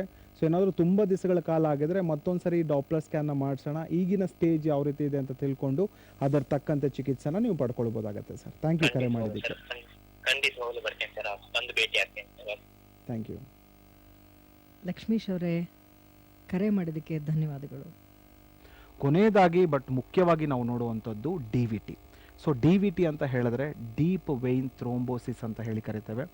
ತುಂಬ ದಿವಸಗಳ ಕಾಲ ನಮ್ಮ ರಕ್ತನಾಳಗಳಲ್ಲಿ, ಎಸ್ಪೆಷಲಿ ಕಾಲಿನ ರಕ್ತನಾಳಗಳಲ್ಲಿ ರಕ್ತ ಉಳ್ಕೊಳ್ತು ಅಂದರೆ ರಕ್ತ ಹೆಪ್ಪುಗಟ್ಟಿಬಿಡುತ್ತೆ. ಈ ರಕ್ತ ಹೆಪ್ಪುಗಟ್ಟೋದನ್ನು ನಾವು ಥ್ರೋಂಬೋಸಿಸ್ ಅಂತ ಹೇಳಿ ಕರಿತೇವೆ. So DVT, deep vein thrombosis ಅಂತ ಹೇಳಿ ಕರಿತೇವೆ. ತುಂಬ ಜನ ಈ ಪೇಷಂಟ್ಸು ಈ ಸ್ಕ್ಯಾನಿಂಗ್ ರಿಪೋರ್ಟ್ ಇಟ್ಕೊಂಡು ನಮ್ಮಲ್ಲಿ ಬರ್ತಾರೆ. ಅಲ್ಲಿ ಒಂದು ಇಂಪ್ರೆಷನಲ್ಲಿ ನಾವು ನೋಡ್ಬೋದು ಡೀಪ್ ವೆಯ್ನ್ ಥ್ರೋಂಬೋಸಿಸ್ ಅಂತ ಹೇಳಿ. ಇದರ ಅರ್ಥ ಏನು ಅಂತ ಹೇಳಿದ್ರೆ ನಮ್ಮ ಕಾಲಿನ ರಕ್ತನಾಳಗಳಲ್ಲಿ ತುಂಬ ದಿವಸ ಯಾವಾಗ ರಕ್ತನಾಳಗಳಲ್ಲಿ ರಕ್ತ ಉಳ್ಕೊಳ್ತು ಅಂದರೆ ಅಲ್ಲಿ ರಕ್ತ ಹೆಪ್ಪುಗಟ್ಟುತ್ತೆ. ಆ ಹೆಪ್ಪುಗಟ್ಟುವಿಕೆನ ನಾವು ಥ್ರೋಂಬೋಸಿಸ್ ಅಂತ ಹೇಳಿ ಕರಿತೇವೆ. ಸೊ ಈ ರಕ್ತ ಹೆಪ್ಪುಗಟ್ಟು ಕಾಲಿನ ರಕ್ತನಾಳಗಳಲ್ಲಿ ಅಂದರೆ ಕೆಳಗಡೆಯಿಂದ ಮೇಲ್ಗಡೆ ಬರುವಂಥ ರಕ್ತಕ್ಕೆ ಅದು ಅಡೆತಡೆ ಆಗುತ್ತೆ. ಸೊ ಕೆಳಗಡೆ ಅಲ್ಸರ್ಗಳು ಬರುವಂಥ ಸಾಧ್ಯತೆಗಳು ಖಂಡಿತ ಇರುತ್ತೆ. ರಕ್ತದಲ್ಲಿ ಆ ರಕ್ತ ಹೆಪ್ಪುಗಟ್ಟಿರುವಂಥ ಒಂದು ಕ್ಲಾಟ್ ಏನಾದರೂ ಹೃದಯಕ್ಕೆ ಬಂದು ಪ್ಲಗ್ ಆಯಿತು ಅಂದರೆ ಸಡನ್ ಆಗಿ ಹಾರ್ಟ್ ಅಟ್ಯಾಕ್ಸ್ ಆಗುವಂಥ ಸಾಧ್ಯತೆಗಳು ಖಂಡಿತ ಇರುತ್ತೆ. ಆ ಕೊರೋನರಿ ಆರ್ಟ್ರಿ ಅಂತ ಹೇಳ್ತೀವಿ ನಾವು ಹೃದಯದಲ್ಲಿ, ಅದಕ್ಕೇನಾದರೂ ಕ್ಲಾಟ್ ಆಯಿತು ಅಂತ ಹೇಳಿದ್ರೆ ಮಯೋಕಾರ್ಡಿಯಲ್ ಇನ್ಫೆಕ್ಷನ್ಸ್ ಆಗುವಂಥದ್ದು, ಸಡನ್ ಆಗಿ ಹಾರ್ಟ್ ಅಟ್ಯಾಕ್ ಆಗುವಂಥದ್ದು ಖಂಡಿತ. ಆ ಕ್ಲಾಟ್ ಮೂವ್ಮೆಂಟ್ ಆಗೇ ಆಗುತ್ತೆ ರಕ್ತ ಸಂಚಾರದಲ್ಲಿ. ಸೊ ಎಲ್ಲಿ ಬೇಕಾದ್ರೂ ಅದು ಬಂದು ಪ್ಲಗ್ ಆಗ್ಬೋದು. ಇದು ಬರೀ ಕಾಲಿನ ರಕ್ತನಾಳಕ್ಕೆ ಮಾತ್ರ ಇರುವಂಥ ಒಂದು ಕ್ಲಾಟ್ ಅಲ್ಲ. ರಕ್ತ ಸಂಚಾರದಲ್ಲಿ ಆ ರಕ್ತ ಹೆಪ್ಪುಗಟ್ಟಿರುವಂಥದ್ದು ಎಲ್ಲಿ ಬೇಕಾದರೂ ಸಂಚಾರ ಆಗ್ಬೋದು. ತುಂಬ ಜನರಲ್ಲಿ ನಾವು ಈ ಹೃದಯ ಸಂಬಂಧಿತ ಸಮಸ್ಯೆಗಳು ಒಂದೇ ಅಲ್ಲ, ಲಂಗ್ಸ್ಗೂ ಕೂಡ ಇದು ಟ್ರಾವೆಲ್ ಆಗಿಬಿಡುತ್ತೆ. ಸೊ ಎಸ್ಪೆಷಲಿ ಶ್ವಾಸಕೋಶದಲ್ಲಿ ನಾವು ಪಲ್ಮನರಿ ಆರ್ಟ್ರಿ ಅಂತ ಹೇಳಿ ಕರಿತೇವೆ. ಸೊ ಪಲ್ಮನರಿ ಆರ್ಟ್ರಿ ಏನಾದರೂ ಇದು ಪ್ಲಗ್ ಆಯಿತು, ಕ್ಲಾಟ್ ಆಯಿತು ಅಂದರೆ ನಮ್ಮ ಶ್ವಾಸಕೋಶಕ್ಕೆ ರಕ್ತ ಸಂಚಾರ ಆಗೋದಿಲ್ಲ. ಸೊ ಪ್ರತಿಯೊಂದು ಬಾಡಿಗೂ, ಪ್ರತಿಯೊಂದು ಅಂಗಾಂಗಕ್ಕೂ, ಪ್ರತಿಯೊಂದು ಕಣಗಳಿಗೂ ಈ ರಕ್ತ ಸಂಚಾರ ಅನ್ನೋದು ಬೇಕೇ ಬೇಕಾಗತ್ತೆ. A few seconds of non blood flow ಅಂತ ಹೇಳಿದ್ರೆ ಖಂಡಿತ ಅದು ಫೇಟಲ್ ಕಂಡೀಷನ್ಸ್ಗೆ ಒಳಗಾಗುವಂಥದ್ದು. ಸೊ ಪಲ್ಮನರಿ ಎಂಬೋಲಿಸಮ್ ಅಂತ ಕಂಡೀಷನ್ ಬರುತ್ತೆ. ಸೊ ಇದರಿಂದ ರೆಸ್ಪಿರೇಟರಿ ಫೇಲ್ಯೂರ್ ಆಗುವಂಥ ಸಾಧ್ಯತೆಗಳು ಖಂಡಿತ ಇರುತ್ತೆ. ಉಸಿರಾಟ ಆಗದೆ ಎಷ್ಟೋ ಜನ ಡೆತ್ ಆಗಿರುವಂಥ ಸಾಧ್ಯತೆಗಳು ಖಂಡಿತ ಇರುತ್ತೆ. ಈ ವೆರಿಕೋಸ್ ವೆಯ್ನ್ಸ್ ಕಾಲಿಗೆ ಮಾತ್ರ ಸೀಮಿತ ಇರೋದಿಲ್ಲ. ರಕ್ತ ಹೆಪ್ಪುಗಟ್ಟಿರುವಂಥದ್ದು ಕಾಲಿಗೆ ಮಾತ್ರ ಸೀಮಿತ ಇರುವಂಥದ್ದಲ್ಲ. ಬರೀ ಕಾಲು ಕೊಳೆಯುವಂಥದ್ದು ಅಲ್ಸರ್ಗೆ ಮಾತ್ರ ಸೀಮಿತ ಇರುವಂಥದ್ದಲ್ಲ. ಇದು ಹೃದಯಕ್ಕೂ ಬಂದು ಪ್ಲಗ್ ಆಗ್ಬೋದು ಅಥವಾ ಶ್ವಾಸಕೋಶಕ್ಕೂ ಬಂದು ಪ್ಲಗ್ ಆಗ್ಬೋದು. ಸೊ ಮೆನಿ ಫೇಟಲ್ ಕಂಡೀಷನ್ಸ್ ಈ ವೆರಿಕೋಸ್ ವೆಯ್ನ್ಸ್ನ ನೆಗ್ಲೆಕ್ಟ್ ಮಾಡದೆ ಈ ರೀತಿಯ ಕಾಂಪ್ಲಿಕೇಶನ್ಸು ನಮ್ಮ ದೇಹದಲ್ಲಿ ಕಾಣ್ಬೋದಾಗುತ್ತೆ. ಅಂದರೆ ಜೀವಕ್ಕೂ ಕೂಡ ಇದು ಅಪಾಯ ತಂದುಕೊಡುವಂಥ ಎಲ್ಲ ಒಂದು ಸಾಧ್ಯತೆಗಳು ಕೂಡ ಈ ಕಾಯಿಲೆಯಲ್ಲಿ ಇರುತ್ತೆ ಅಂತ ಹೇಳ್ತೀನಿ. ಇನ್ನೊಂದು ಪ್ರಶ್ನೆ ನಿಮಗೆ, ಸಾಮಾನ್ಯವಾಗಿ ನೀವು ಹೇಳಿದಾಗೆ ಫಸ್ಟ್ ಸ್ಟೇಜ್ನಲ್ಲಿ ಒಂದು ವೆಬ್ ಥರ, ಒಂದು ಸ್ಪೈಡರ್ ವೆಬ್ ಥರ ನಮಗೆ ಕಾಣಿಸ್ಕೊಳ್ಳುತ್ತೆ. ಅದರಲ್ಲಿ ಕೆಲವರಿಗೆ ನೋವಿರುತ್ತೆ, ಕೆಲವರಿಗೆ ನೋವಿರಲ್ಲ ಅಂತ. ಈ ಡೀಪರ್ ವೇನ್ಸಲ್ಲಿ ಕೂಡ ಇದರ ಸಮಸ್ಯೆಗಳು ಹರಡುತ್ತೆ ಅಂತ ಹೇಳಿದ್ರಿ. ಅದನ್ನು ಕಂಡು ಹಿಡಿಯೋದು ಹೇಗೆ? ಖಂಡಿತ ಇದನ್ನು ನಾವು ಇನ್ವೆಸ್ಟಿಗೇಷನ್ ಹೇಗೆ ಪರೀಕ್ಷೆ ಮಾಡುವಂಥದ್ದು ಒಂದು ಪ್ರಶ್ನೆ. ಬಿಕಾಸ್ ನಾನು ಹೇಳಿದೆ ವೆರಿಕೋಸ್ ವೆಯ್ನ್ಸಲ್ಲಿ ಆಸ್ ಎ ವೈದ್ಯರಾಗಿ ನಮ್ಮ ಎಕ್ಸ್ಪೀರಿಯನ್ಸಲ್ಲಿ ಕಾಲುಗಳನ್ನ ನೋಡ್ತಾನೆ ಗೊತ್ತಾಗ್ಬಿಡುತ್ತೆ. ಅವನ ಎಕ್ಸಾಮಿನೇಷನ್ ಈಗ ಕಾಲಲ್ಲಿ ನೀವು ಹೇಳ್ದಂಗೆ ರಕ್ತ ಹೆಪ್ಪುಗಟ್ಟಿರುವಂಥದ್ದಾಗಿರ್ಬೋದು, ಅಥವಾ ಸೂಪರ್ಫಿಷಿಯಲ್ ವೆರಿಕೋಸಿಟಿ ಆಗಿರ್ಬೋದು, ಅಥವಾ ಜೇಡ ಹೇಗೆ ಕಟ್ಟಿರುವಂಥದ್ದು ನೋಡ್ಬೋದಾಗತ್ತೆ. ಅದೇ ಒಂದು ಡೀಪರ್ ವೆಯ್ನ್ಸ್ ಆಯಿತು, ಅಫೆಕ್ಟ್ ಆಯಿತು ಅಂದರೆ ರಕ್ತನಾಳಗಳು ತುಂಬ ಉಬ್ಬುವಿಕೆಗೆ ಒಳಗಾಗುವಂಥದ್ದು, ತಿರುಚುವಿಕೆಗೆ ಒಳಗಾಗುವಂಥದ್ದು, ಟ್ವಿಸ್ಟ್ ಆಗಿರುವಂಥದ್ದು, ಮುಟ್ಟಿದಾಗ ಪ್ಯಾಲ್ಪೇಟ್ ಮಾಡಿದಾಗ ತುಂಬ ಸಾಫ್ಟ್ ಇರುವಂಥದ್ದು, ಇದೆಲ್ಲ ಲಕ್ಷಣಗಳನ್ನ ನಾವು ನೋಡ್ಬೋದಾಗತ್ತೆ. ಬಟ್ ಮೆಡಿಕಲಿ ಇದು ಯಾವುದೇ ರೀತಿ ಸಮಸ್ಯೆಗಳು ನಮಗೆ ಕಣ್ಣಿಗೆ ಕಾಣ್ತಾ ಇಲ್ಲ ಅಂತ ಹೇಳಿದ್ರೆ we will go for N investigation. ಅಂದರೆ ಒಂದು ಸ್ಕ್ಯಾನಿಂಗ್ ರಿಪೋರ್ಟ್ನ ಮಾಡ್ತೀವಿ, ಅದನ್ನು ನಾವು ಮೆಡಿಕಲಿ ಡೂಪ್ಲೆಕ್ಸ್ ಡಾಪ್ಲರ್ ಅಲ್ಟ್ರಾಸೋನೋಗ್ರಫಿ ಅಂತ ಹೇಳ್ತೀವಿ, ಸಾಮಾನ್ಯವಾಗಿ ಒಂದು ಡಾಪ್ಲರ್ ಸ್ಕ್ಯಾನ್ ಅಂತ ಹೇಳಿ ಕರಿತೇವೆ. ಓಕೆ. ಈ ಡಾಪ್ಲರ್ ಸ್ಕ್ಯಾನ್ಗೆ ನಾವು ಆ ಪೇಷಂಟ್ಗೆ ಒಳಗೆ ಮಾಡಿದಾಗ ಸೊ ರಕ್ತನಾಳಗಳಲ್ಲಿ ಯಾವ ರೀತಿ ರಕ್ತ ಸಂಚಾರ ಆಗುತ್ತೆ ಅನ್ನೋದು ನಮಗೆ ಸೋನೋಗ್ರಫಿಕಲಿ ಗೊತ್ತಾಗುತ್ತೆ. ಯಾವ ರಕ್ತನಾಳಕ್ಕೆ ತೊಂದರೆ ಆಗಿದೆ, ಯಾವ ರಕ್ತನಾಳ ಎಷ್ಟರ ಮಟ್ಟಿಗೆ ಎಲಾಸ್ಟಿಸಿಟಿ ಅನ್ನೋದು ಕಳ್ಕೊಂಡು ದಪ್ಪ ಆಗಿದೆ ಅನ್ನೋದು ಅದ್ರಲ್ಲಿ ಗೊತ್ತಾಗುತ್ತೆ. ಏನಾದರೂ ರಕ್ತ ಹೆಪ್ಪುಗಟ್ಟಿದೆ, ನಾನು ಹೇಳಿದೆ ಏನೇನೆಲ್ಲ Clots. Complication Yeah. ಆಗುತ್ತೆ ಅಂದರೆ ನಮ್ಮ ಕಣ್ಣಿಗೆ ಆ ರಕ್ತ ಹೆಪ್ಪುಗಟ್ಟಿರುವಂಥದ್ದು ಕಾಣೋದಿಲ್ಲ. ಈ ಸ್ಕ್ಯಾನಿಂಗಲ್ಲಿ ನಮಗೆ ಯಾವ ರೀತಿಯ ರಕ್ತನಾಳಗಳಲ್ಲಿ ರಕ್ತ ಹೆಪ್ಪುಗಟ್ಟಿರುವಂಥದ್ದು ಗೊತ್ತಾಗುತ್ತೆ. ಸೊ ಅದಕ್ಕೆ ನಾವು ಡಾಪ್ಲರ್ ಸ್ಕ್ಯಾನ್ನ ಮಾಡಿಸ್ತೀವಿ. ಹೋಮಿಯೋಪತಿಕಲಿ ನಾವು ಯಾವುದೇ ರೀತಿ ಕಾಯಿಲೆನ ಹೆಸರನ್ನ ಕೇಳಿ ನಾವು ಚಿಕಿತ್ಸೆನ ಕೊಡೋದಿಲ್ಲ.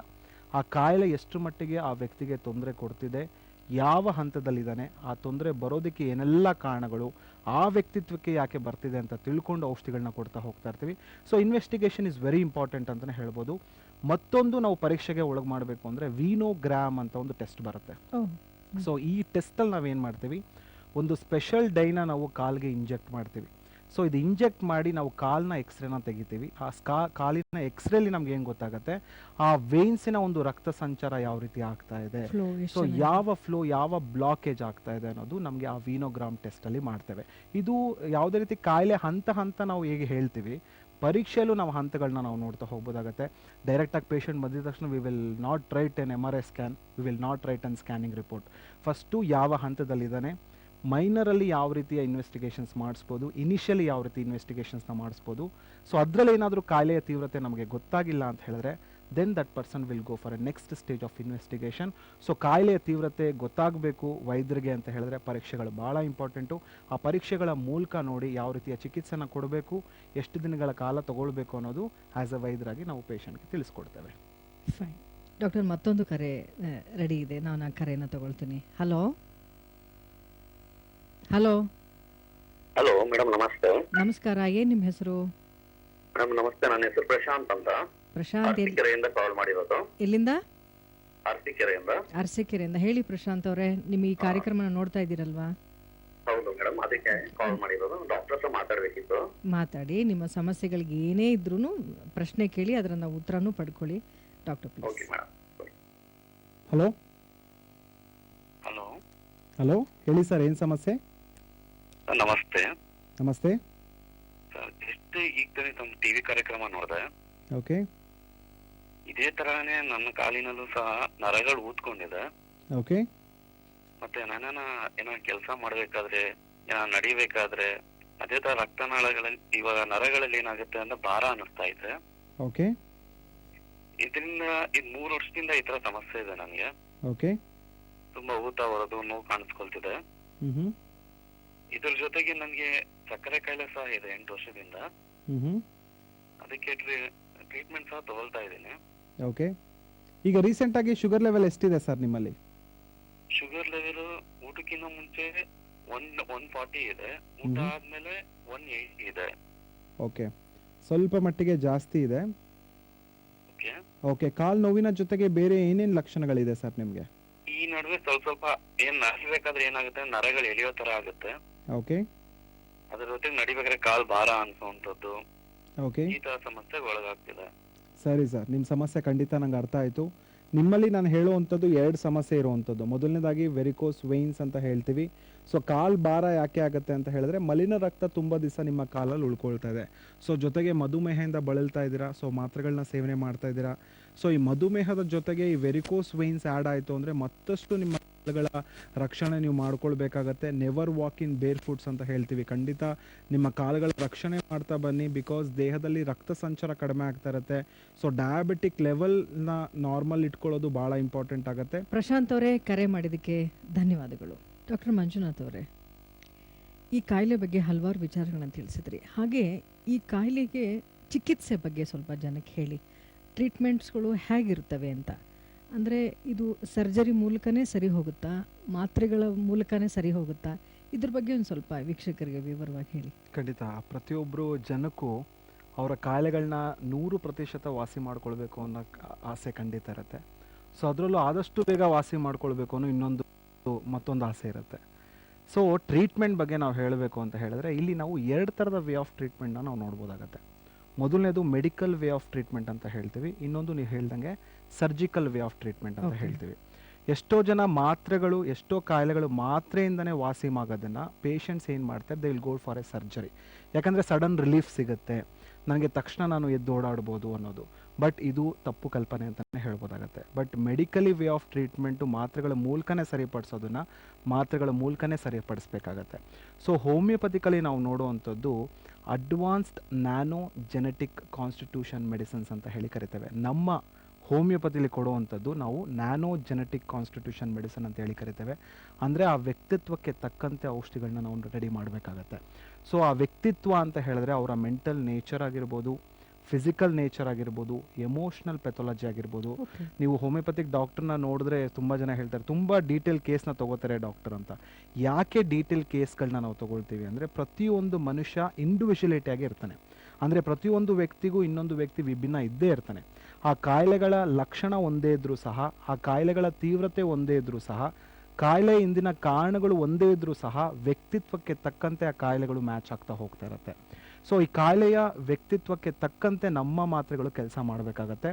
ಸೊ ನ್ಯಾನೋ ಜೆನೆಟಿಕ್ ಕಾನ್ಸ್ಟಿಟ್ಯೂಷನ್ ಮೆಡಿಸಿನ್ಸಲ್ಲಿ ಅವರ ವ್ಯಕ್ತಿತ್ವಕ್ಕೆ ತಕ್ಕಂತೆ ನಾವು ಔಷಧಿಗಳನ್ನ ಕೊಟ್ಟಾಗ ಮೊದಲನೇದಾಗಿ ದೇಹದಲ್ಲಿ ಇಂಪ್ರೂವ್ಮೆಂಟ್ ಆಗುವಂಥದ್ದೇ ಈ ರಕ್ತ ಸಂಚಾರ. ನಾವು ಬ್ಲಡ್ ಸರ್ಕ್ಯುಲೇಷನ್ ಬಗ್ಗೆ ಮಾತಾಡಿದ್ವಿ. ಸೊ ಈ ರಕ್ತ ಸಂಚಾರ ಕಡಿಮೆ ಆಗಿರೋದ್ರಿಂದ ಈ ಸಮಸ್ಯೆ ಬರ್ತಾಯಿದೆ ಅಂತ ತಿಳ್ಕೊಂಡ್ವಿ. ಸೊ ರಕ್ತ ಸಂಚಾರ ಹೆಚ್ಚು ಮಾಡುವಂಥದ್ದು ನಮ್ಮ ಮಾತ್ರೆಗಳ ಕೆಲಸ. ಸೊ ಇದು ಹೆಚ್ಚು ಮಾಡುತ್ತೆ. ಸೊ ಜೊತೆಗೆ ರಕ್ತನಾಳಗಳ ಶಕ್ತಿ ಇಂಪ್ರೂವ್ಮೆಂಟ್ ಆಗ್ತಾ ಹೋಗ್ತಾ ಇರುತ್ತೆ. ತುಂಬ ಜನ ನಮ್ಮ ಕ್ಲಿನಿಕ್ಸಲ್ಲಿ ನಾವು ಪೇಷಂಟ್ನ ನೋಡ್ತೀವಿ. ಸೊ ನಾವು ಡೀಟೇಲ್ ಕೇಸ್ನ ತೊಗೊಳ್ಬೇಕಾದ್ರೆ ಸರ್ ನಂಗೆ 10 ವರ್ಷದಿಂದ ಈ ಸಮಸ್ಯೆ ಇದೆ ಡಾಕ್ಟರ್ ಅಂತ ಹೇಳಿ ಬರ್ತಾರೆ. ಆಲ್ರೆಡಿ ಎಷ್ಟೋ ಜನ 2 ಸರಿ ನಾನು ಸರ್ಜರಿಯ ಮೊರೆ ಹೋಗಿದ್ದೀನಿ ಡಾಕ್ಟರ್, ಒಂದು ಸ್ವಲ್ಪ ದಿವಸ ನಂಗೆ ಆರಾಮಾಗಿತ್ತು, ಸೊ ಮತ್ತೊಮ್ಮೆ ನನಗೆ ತಿರ್ಗಾ ರಿಲ್ಯಾಪ್ಸ್ ಆಗಿದೆ. So even after go to surgery, ಶಸ್ತ್ರಚಿಕಿತ್ಸೆ ಮೊರೆ ಹೋದರೂ ಸಹ ಇದು ರಿಲ್ಯಾಪ್ಸ್ ಆಗ್ತಾ ಇದೆ. ಯಾಕಂದರೆ ಸರ್ಜರಿ ನಾವೇನು ನೋಡ್ತೇವೆ ಅಂದರೆ ಯಾವ ರಕ್ತನಾಳ ತೊಂದರೆ ಕೊಡ್ತಾ ಇದೆ ಆ ರಕ್ತನಾಳನ ತೆಗೆದು ಬಿಡ್ತೀವಿ. ಅದನ್ನು ನಾವು ವೇನ್ ಸ್ಟ್ರಿಪ್ಪಿಂಗ್ ಅಂತ ಹೇಳಿ ಕರಿತೇವೆ. ಸೊ ಆ ರಕ್ತನಾಳ ತೆಗೆಯೋದ್ರಿಂದ ಈ ವೆರಿಕೋಸ್ ವೇನ್ಸ್ ವಾಸಿ ಆಗೋದಿಲ್ಲ. ಬಿಕಾಸ್ ಇಲ್ಲಿ ರೂಟ್ ಕಾಸ್ ಇರುವಂಥದ್ದು ರಕ್ತ ಸಂಚಾರ ಕಡಿಮೆ ಇರೋದ್ರಿಂದ ಬಂದಿರುವಂಥದ್ದು, ರಕ್ತನಾಳಗಳ ಶಕ್ತಿ ಕುಗ್ಗಿರೋದ್ರಿಂದ ಬಂದಿರುವಂಥದ್ದು. ಸೊ ಇವೆರಡೂ ಮಾಡುವಂಥ ಒಂದು ಒಳ್ಳೆಯ ಹೋಮಿಯೋಪತಿಕ್ ಔಷಧಿಗಳನ್ನ ಕೊಟ್ಟರೆ ಸೊ ತುಂಬ ಜನ ಇದರಿಂದ ಆರಾಮಾಗಿರೋರು ಇದ್ದಾರೆ. ಸೊ ಈ ಮಾತ್ರೆಗಳ ಮೂಲಕ ಕಾಂಪ್ಲಿಕೇಶನ್ಸ್ನ ನಾವು ಅವಾಯ್ಡ್ ಮಾಡ್ತಾ ಬರ್ಬೋದು. ಅಲ್ಸರ್ ಸ್ಟೇಜಸಲ್ಲಿ ಬರ್ಬೋದು, ಈ ಸೂಪರ್ಫಿಷಿಯಲ್ ವೆರಿಕೋಸಿಟಿ ಸ್ಟೇಜಲ್ಲಿ ಬರ್ಬೋದು, ನೋವು ಇಲ್ಲದೇ ಇರುವಂಥ ಸ್ಟೇಜಸಲ್ಲಿ ಹಂತದಲ್ಲಿ ಪೇಷಂಟ್ ಬರ್ಬೋದು. ಯಾವ ಹಂತದಲ್ಲಿ ಬಂದಿದ್ದಾನೆ ಆ ಪೇಷಂಟ್ ಅಂತ ತಿಳ್ಕೊಂಡಿರತಕ್ಕಂತೆ ನಾವು ಚಿಕಿತ್ಸೆನ ಕೊಡ್ತೇವೆ. ಬರೀ ಈ ಚಿಕಿತ್ಸೆ ಒಂದೇ ಅಲ್ಲ, ಇದೊಂದು ಲೈಫ್ ಸ್ಟೈಲ್ ಕಂಡೀಷನ್ ಇರೋದ್ರಿಂದ ಆ ಚಿಕಿತ್ಸೆಯ ಜೊತೆಗೆ ಮನೆಯಲ್ಲಿ ಮ್ಯಾನೇಜ್ಮೆಂಟ್ ಮಾಡ್ಕೊಳ್ಳುವಂಥದ್ದು ಭಾಳ ಇಂಪಾರ್ಟೆಂಟ್ ಆಗುತ್ತೆ. ಬಿಕಾಸ್ ಚಿಕಿತ್ಸೆಯ ಜೊತೆಗೆ ನಾವು ಹೇಳ್ತೀವಿ ಯಾವ ಕಾರಣದಿಂದ ಈ ಸಮಸ್ಯೆ ಬಂತು ಆ ಕಾರಣನ ಅವಾಯ್ಡ್ ಮಾಡುವಂಥದ್ದು best management. So avoid prolonged standing for long time ಅಥವಾ avoid prolong sitting for long time. ತುಂಬ ಹೊತ್ತು ಒಂದೇ ಜಾಗದಲ್ಲಿ ನಿಂತ್ಕೊಳ್ಳೋದನ್ನು ನಾವು ಅವಾಯ್ಡ್ ಮಾಡ್ತಾ ಬರಬೇಕಾಗತ್ತೆ. ತುಂಬ ಹೊತ್ತು ಒಂದೇ ಜಾಗದಲ್ಲಿ ಕೂತ್ಕೊಳ್ಳೋದನ್ನು ಅವಾಯ್ಡ್ ಮಾಡಬೇಕಾಗತ್ತೆ. ಅಟ್ಲೀಸ್ಟ್ ಒಂದು ಅರ್ಧ ಗಂಟೆಗಳ ಕಾಲ ನಿಂತ್ಕೊಂಡು ಕೆಲಸ ಮಾಡ್ತೀರ, ಒಂದು 5 ನಿಮಿಷ ಓಡಾಡೋವಂಥ ಅಟ್ಲೀಸ್ಟ್ ಒಂದು ವಾಕಿಂಗ್ ಅಥವಾ ಒಂದು ಸ್ವಲ್ಪ ಬ್ರಿಸ್ಕ್ ಮಾಡುವಂಥದ್ದು ಮಾಡಲೇಬೇಕಾಗತ್ತೆ. ಎರಡನೇದಾಗಿ avoid obesity and overweight. ಏನಾದರೂ ತೂಕ ಹೆಚ್ಚಾಗ್ತಿದ್ರೆ ಸೊ ಡಿಸಿಪ್ಲಿನರಿ ಡಯಟ್ ಮತ್ತು ಡಿಸಿಪ್ಲಿನರಿ ವಾಕಿಂಗ್ ಮಾಡಿಕೊಂಡು ಅವರ ತೂಕನ ಕಡಿಮೆ ಮಾಡ್ಕೊಳ್ಳುವಂಥದ್ದು ಭಾಳ ಇಂಪಾರ್ಟೆಂಟ್ ಆಗುತ್ತೆ. ಮತ್ತು avoid tight clothings around waist ಅಂತ ಹೇಳ್ತೀವಿ. ತುಂಬ ಟೈಟಾಗಿ ಬೆಲ್ಟ್ಗಳನ್ನ ಹಾಕೊಳ್ಳುವಂಥದ್ದು, ಕ್ರಾಸ್ಡ್ ಲೆಗ್ ಆಗಿ ಕೂತ್ಕೊಳ್ಳುವಂಥದ್ದು. ಸೊ ಇದನ್ನೆಲ್ಲ ಆದಷ್ಟು ಮಹಿಳೆಯರು ಎಕ್ಸ್ಪೆಷಲಿ ಇದನ್ನು ಅವಾಯ್ಡ್ ಮಾಡಿದ್ರೆ ಖಂಡಿತ ಈ ರೀತಿಯ ವೆರಿಕೋಸ್ ವೇನ್ಸ್ ನಮ್ಮ ದೇಹಕ್ಕೆ ಬರ್ದೇ ಇರಂಗೆ ನಾವು ನೋಡ್ಕೊಳ್ತಾ ಬರ್ಬೋದಾಗತ್ತೆ. ಮತ್ತು ಮುಖ್ಯವಾಗಿ ಹೇಳುವಂಥದ್ದು ವೆರಿಕೋಸ್ ವೇನ್ಸಿಂದ ಯಾರು ಬಳಲ್ತಾ ಇದ್ದಾರೆ ಅವ್ರಿಗೆ ಗೊತ್ತಿದೆ, ಎಲಾಸ್ಟಿಕ್ ಕಂಪ್ರೆಷನ್ ಸ್ಟಾಕಿಂಗ್ಸ್ ಅಂತ ಹೇಳಿ ಕರಿತೇವೆ. ಸೊ ಇದೊಂದು ಸಾಕ್ಸ್ ನಿಟ್ನಲ್ಲಿ ಬರುತ್ತೆ. ಸೊ ಯಾರ್ಯಾರಿಗೆ ಡೀಪರ್ ವೇನ್ಸ್ ಈ ರೀತಿ ಉಬ್ಬುವಿಕೆಗೆ ಒಳಗಾಗಿರುತ್ತೆ ಆ ಸಾಕ್ಸ್ನ ವೇರ್ ಮಾಡಬೇಕಾಗತ್ತೆ. ಆ ಟೈಟ್ ಸಾಕ್ಸ್ನ ನಾವು ವೇರ್ ಮಾಡಿದಾಗ ಏನಾಗುತ್ತೆ, ಆ ರಕ್ತನಾಳಗಳ ಮೇಲೆ ಈ ಪ್ರೆಷರ್ ಅನ್ನೋದು ಬಿದ್ದು ಮತ್ತು ಆ ರಕ್ತ ಮೇಲ್ಗಡೆ ಪುಷ್ ಆಗೋದಕ್ಕೆ ಸಹಾಯ ಆಗುತ್ತೆ. ಮತ್ತು ನೋವು ಕೂಡ ಬರ್ದೇ ಇರೋಂಗೆ ಅದು ಮೇಂಟೈನ್ ಮಾಡ್ತಾ ಹೋಗ್ತಾ ಇರುತ್ತೆ. So it is one of the best management ಅಂತ ಹೇಳ್ಬೋದು. ಮತ್ತೊಂದು ಮ್ಯಾನೇಜ್ಮೆಂಟ್ ಹೇಳಬೇಕು ಅಂದರೆ elevation of the legs. So ನಾವು ತುಂಬ ಜನಕ್ಕೆ ಹೇಳ್ತೀವಿ ರಾತ್ರಿ ಮಲ್ಕೊಳ್ಬೇಕಾದ್ರೆ 2 ಕಾಲ್ಗಳನ್ನ ಮೇಲೆತ್ತಿ ಮಲ್ಕೊಳ್ಳಿ. ಸೊ ಅಟ್ಲೀಸ್ಟ್ ಮಿನಿಮಮ್ 1 feet ಆದರೂ ಹೈಟ್ ಇರಬೇಕಾಗತ್ತೆ. ಹೃದಯ ಭಾಗದ ಮೇಲ್ಗಡೆ ಕಾಲಿಟ್ಟು ರಕ್ತ ಹಿಂದ್ಗಡೆ ಬ್ಯಾಕ್ ಫ್ಲೋ ಆಫ್ ಬ್ಲಡ್ ಆಗೋದಕ್ಕೆ ಎಲಿವೇಶನ್ ಆಫ್ ದಿ ಲೆಗ್ಸ್ ಅನ್ನೋದು ನಾವು ನೋಡ್ತಾ ಹೋಗ್ತಾ ಇರ್ತೀವಿ. ಬರೀ ಇದು ಫಿಸಿಕಲಿ ಮಾತ್ರ ಮ್ಯಾನೇಜ್ಮೆಂಟ್ ಅಲ್ಲ, ಒಳ್ಳೆಯ ಆಹಾರ ಪದ್ಧತಿ ತಗೊಳ್ಳೋದು ಭಾಳ ಇಂಪಾರ್ಟೆಂಟು. ಸೊ ಎಕ್ಸ್ಪೆಷಲಿ ವೆರಿಕೋಸ್ ವೇನ್ಸಿಂದ ಬಳಲ್ತಾ ಇರೋರು ಅತಿ ಕಡಿಮೆ ಈ ಉಪ್ಪಿನ ಅಂಶ ಇರೋ ಪದಾರ್ಥಗಳನ್ನ ತಗೊಳ್ಬೇಕು. ಸಾಲ್ಟ್ ರಿಸ್ಟ್ರಿಕ್ಷನ್ ಡಯಟ್ ಅಂತ ಹೇಳಿ ಕರಿತೇವೆ. ಸೊ ರಕ್ತನಾಳಗಳಲ್ಲಿ ಈ ಒತ್ತಡ ಇಂಟ್ರಾವಿನಸ್ ಪ್ರೆಷರ್ ಅನ್ನೋದು ಕಡಿಮೆ ಆಗಬೇಕಂದ್ರೆ ಉಪ್ಪಿನಂಶ ಇರೋ ಪದಾರ್ಥಗಳನ್ನ ಆದಷ್ಟು ಕಡಿಮೆ ತೊಗೊಳ್ಬೇಕು. ಈ ಫೈಬರ್ ರಿಚ್ ಫುಡ್ಸ್ನ ಆದಷ್ಟು ಹೆಚ್ಚಿನ ರೀತಿಯಲ್ಲಿ ತೊಗೊಳ್ಬೇಕಾಗತ್ತೆ. ಸೊ ದೇಹದಲ್ಲಿ ರಕ್ತ ಸಂಚಾರ ಹೆಚ್ಚಾಗೋದಕ್ಕೆ ಈ ಫೈಬರ್ ಫುಡ್ಸ್ ಭಾಳ ಬೇಕಾಗತ್ತೆ. ನಾನಾ ಥರದ ಒಂದು ಫೈಬರ್ ಫುಡ್ಸು ನಮ್ಮ ದಿನನಿತ್ಯ ಜೀವನದಲ್ಲಿ ನಾವು ನೋಡ್ಬೋದು. ಈ ಕಿತ್ಳೆಣ್ಣಾಗಿರ್ಬೋದು, ಓಟ್ಸ್ ಆಗಿರ್ಬೋದು, ಕ್ಯಾರೆಟ್ ಆಗಿರ್ಬೋದು, ಅಥವಾ ನಟ್ಸ್ಗಳಾಗಿರ್ಬೋದು, ಡ್ರೈ ಫ್ರೂಟ್ಸ್ ಆಗಿರ್ಬೋದು, ಈ ಪಲ್ಸಸ್ ಕಾಳುಗಳಾಗಿರ್ಬೋದು, ಇದರಲ್ಲಿ ಹೆಚ್ಚು ನಾವು ಈ ಫೈಬರ್ ಕಂಟೆಂಟ್ನ ನೋಡ್ತೇವೆ. ಸೊ ಈ ರೀತಿಯ ಸಮಸ್ಯೆಯಿಂದ ಬಳಲ್ತಾ ಇರೋರು ಈ ರೀತಿಯ ಆಹಾರ ಪದ್ಧತಿಗೆ ಒಳಗಾದಾಗ ಸೊ ವೆರಿಕೋಸ್ ವೇನ್ಸು ಹಂತಗಳು ಹೆಚ್ಚಾಗದೇ ಇರೋದಕ್ಕೆ ಇದು ಸಹಾಯ ಮಾಡ್ತಾ ಇರುತ್ತೆ. ಎಕ್ಸ್ಪೆಷಲಿ ಇನ್ನೊಂದು ಬೆಸ್ಟ್ ಮ್ಯಾನೇಜ್ಮೆಂಟ್ ಹೇಳುವಂಥದ್ದು, ನಾವು ನೀರನ್ನ ಹೆಚ್ಚಾಗಿ ಸೇವನೆ ಮಾಡಬೇಕು. ಬಿಕಾಸ್ ಈ ವೆರಿಕೋಸ್ ವೇನ್ಸ್ ತುಂಬ ದಿವಸಗಳ ಕಾಲ ಉಳ್ಕೊಳ್ತು ಅಂದರೆ ರಕ್ತ ಹೆಪ್ಪುಗಟ್ಟುವಂಥ ಸಾಧ್ಯತೆಗಳು ಖಂಡಿತ ಇರುತ್ತೆ. ಸೊ ಈ ಥರದ ವ್ಯಕ್ತಿಗಳು ಒಂದು ಡೈಲಿ ಒಂದು 4ರಿಂದ 5 ಲೀಟರ್ ಆಫ್ ನೀರನ್ನ ಸೇವನೆ ಮಾಡಿದ್ರೆ ಆ ರಿಸ್ಕ್ ಫ್ಯಾಕ್ಟರ್ನ ನಾವು ಕಡಿಮೆ ಮಾಡ್ತಾ ಬರ್ಬೋದಾಗತ್ತೆ. ಮತ್ತು beetroot juice is very very important. ಯಾಕಂದರೆ ನಾವು ಬೀಟ್ರೂಟಲ್ಲಿ ನಾವೇನು ಕಾಣ್ತೀವಿ, ಈ ನೈಟ್ರೇಟ್ಸ್ ಅನ್ನೋದು ನಾವು ನೋಡ್ತೀವಿ. ಈ ನೈಟ್ರೇಟ್ಸ್ ಏನು ಮಾಡುತ್ತೆ, ನಮ್ಮ ದೇಹದಲ್ಲಿ ರಕ್ತ ಸಂಚಾರ ಹೆಚ್ಚಾಗೋದಕ್ಕೆ, ಎಲಾಸ್ಟಿಸಿಟಿನ ಇಂಪ್ರೂವ್ಮೆಂಟ್ ಮಾಡೋದಕ್ಕೆ ಭಾಳನೇ ಸಹಾಯ ಮಾಡುತ್ತೆ.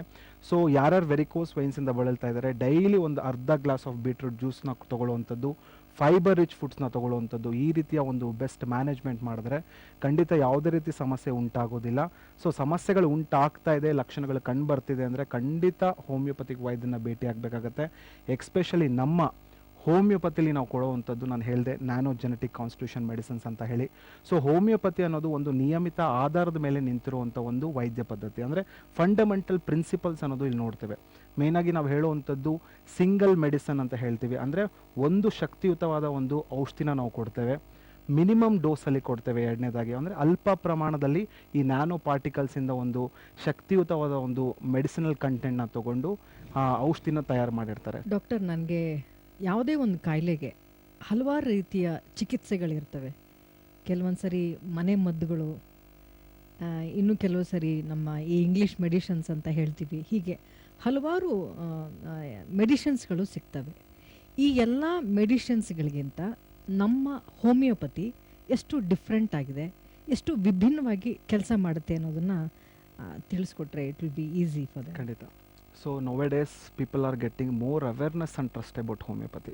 ಹೋಮಿಯೋಪತಿ ಅನ್ನೋದು ಇವತ್ತಿನ ದಿನಗಳಲ್ಲಿ ಭಾಳನೇ ಜನಕ್ಕೆ ಒಂದು ಹತ್ತಿರವಾದ ಒಂದು ವೈದ್ಯ ಪದ್ಧತಿ ಅಂತಲೇ ಹೇಳ್ಬೋದು.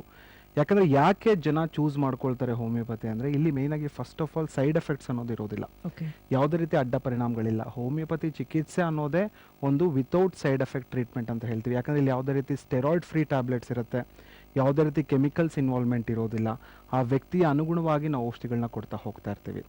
ನಮ್ಮ ಹೋಮಿಯೋಪತಿಲಿ ಕೊಡುವಂಥದ್ದು ನಾವು ನ್ಯಾನೋ ಜೆನೆಟಿಕ್ ಕಾನ್ಸ್ಟಿಟ್ಯೂಷನ್ ಮೆಡಿಸಿನ್ಸ್ ಅಂತ ಹೇಳಿ ಕರಿತೇವೆ. ಅಂದರೆ ಯಾರಿಗೋ ಗುಣ ಆಯಿತು ಅಂತ ಆ ವ್ಯಕ್ತಿಯ ಮೆಡಿಕೇಶನ್ ಇನ್ನೊಬ್ಬರಿಗೆ ಕೊಡುವಂಥದ್ದಲ್ಲ. ಆ ಹೊಂದುವಿಕೆಯ ಮೆಡಿಕೇಶನ್ಸ್ ಕೊಡುವಂಥದ್ದೇ ನಮ್ಮ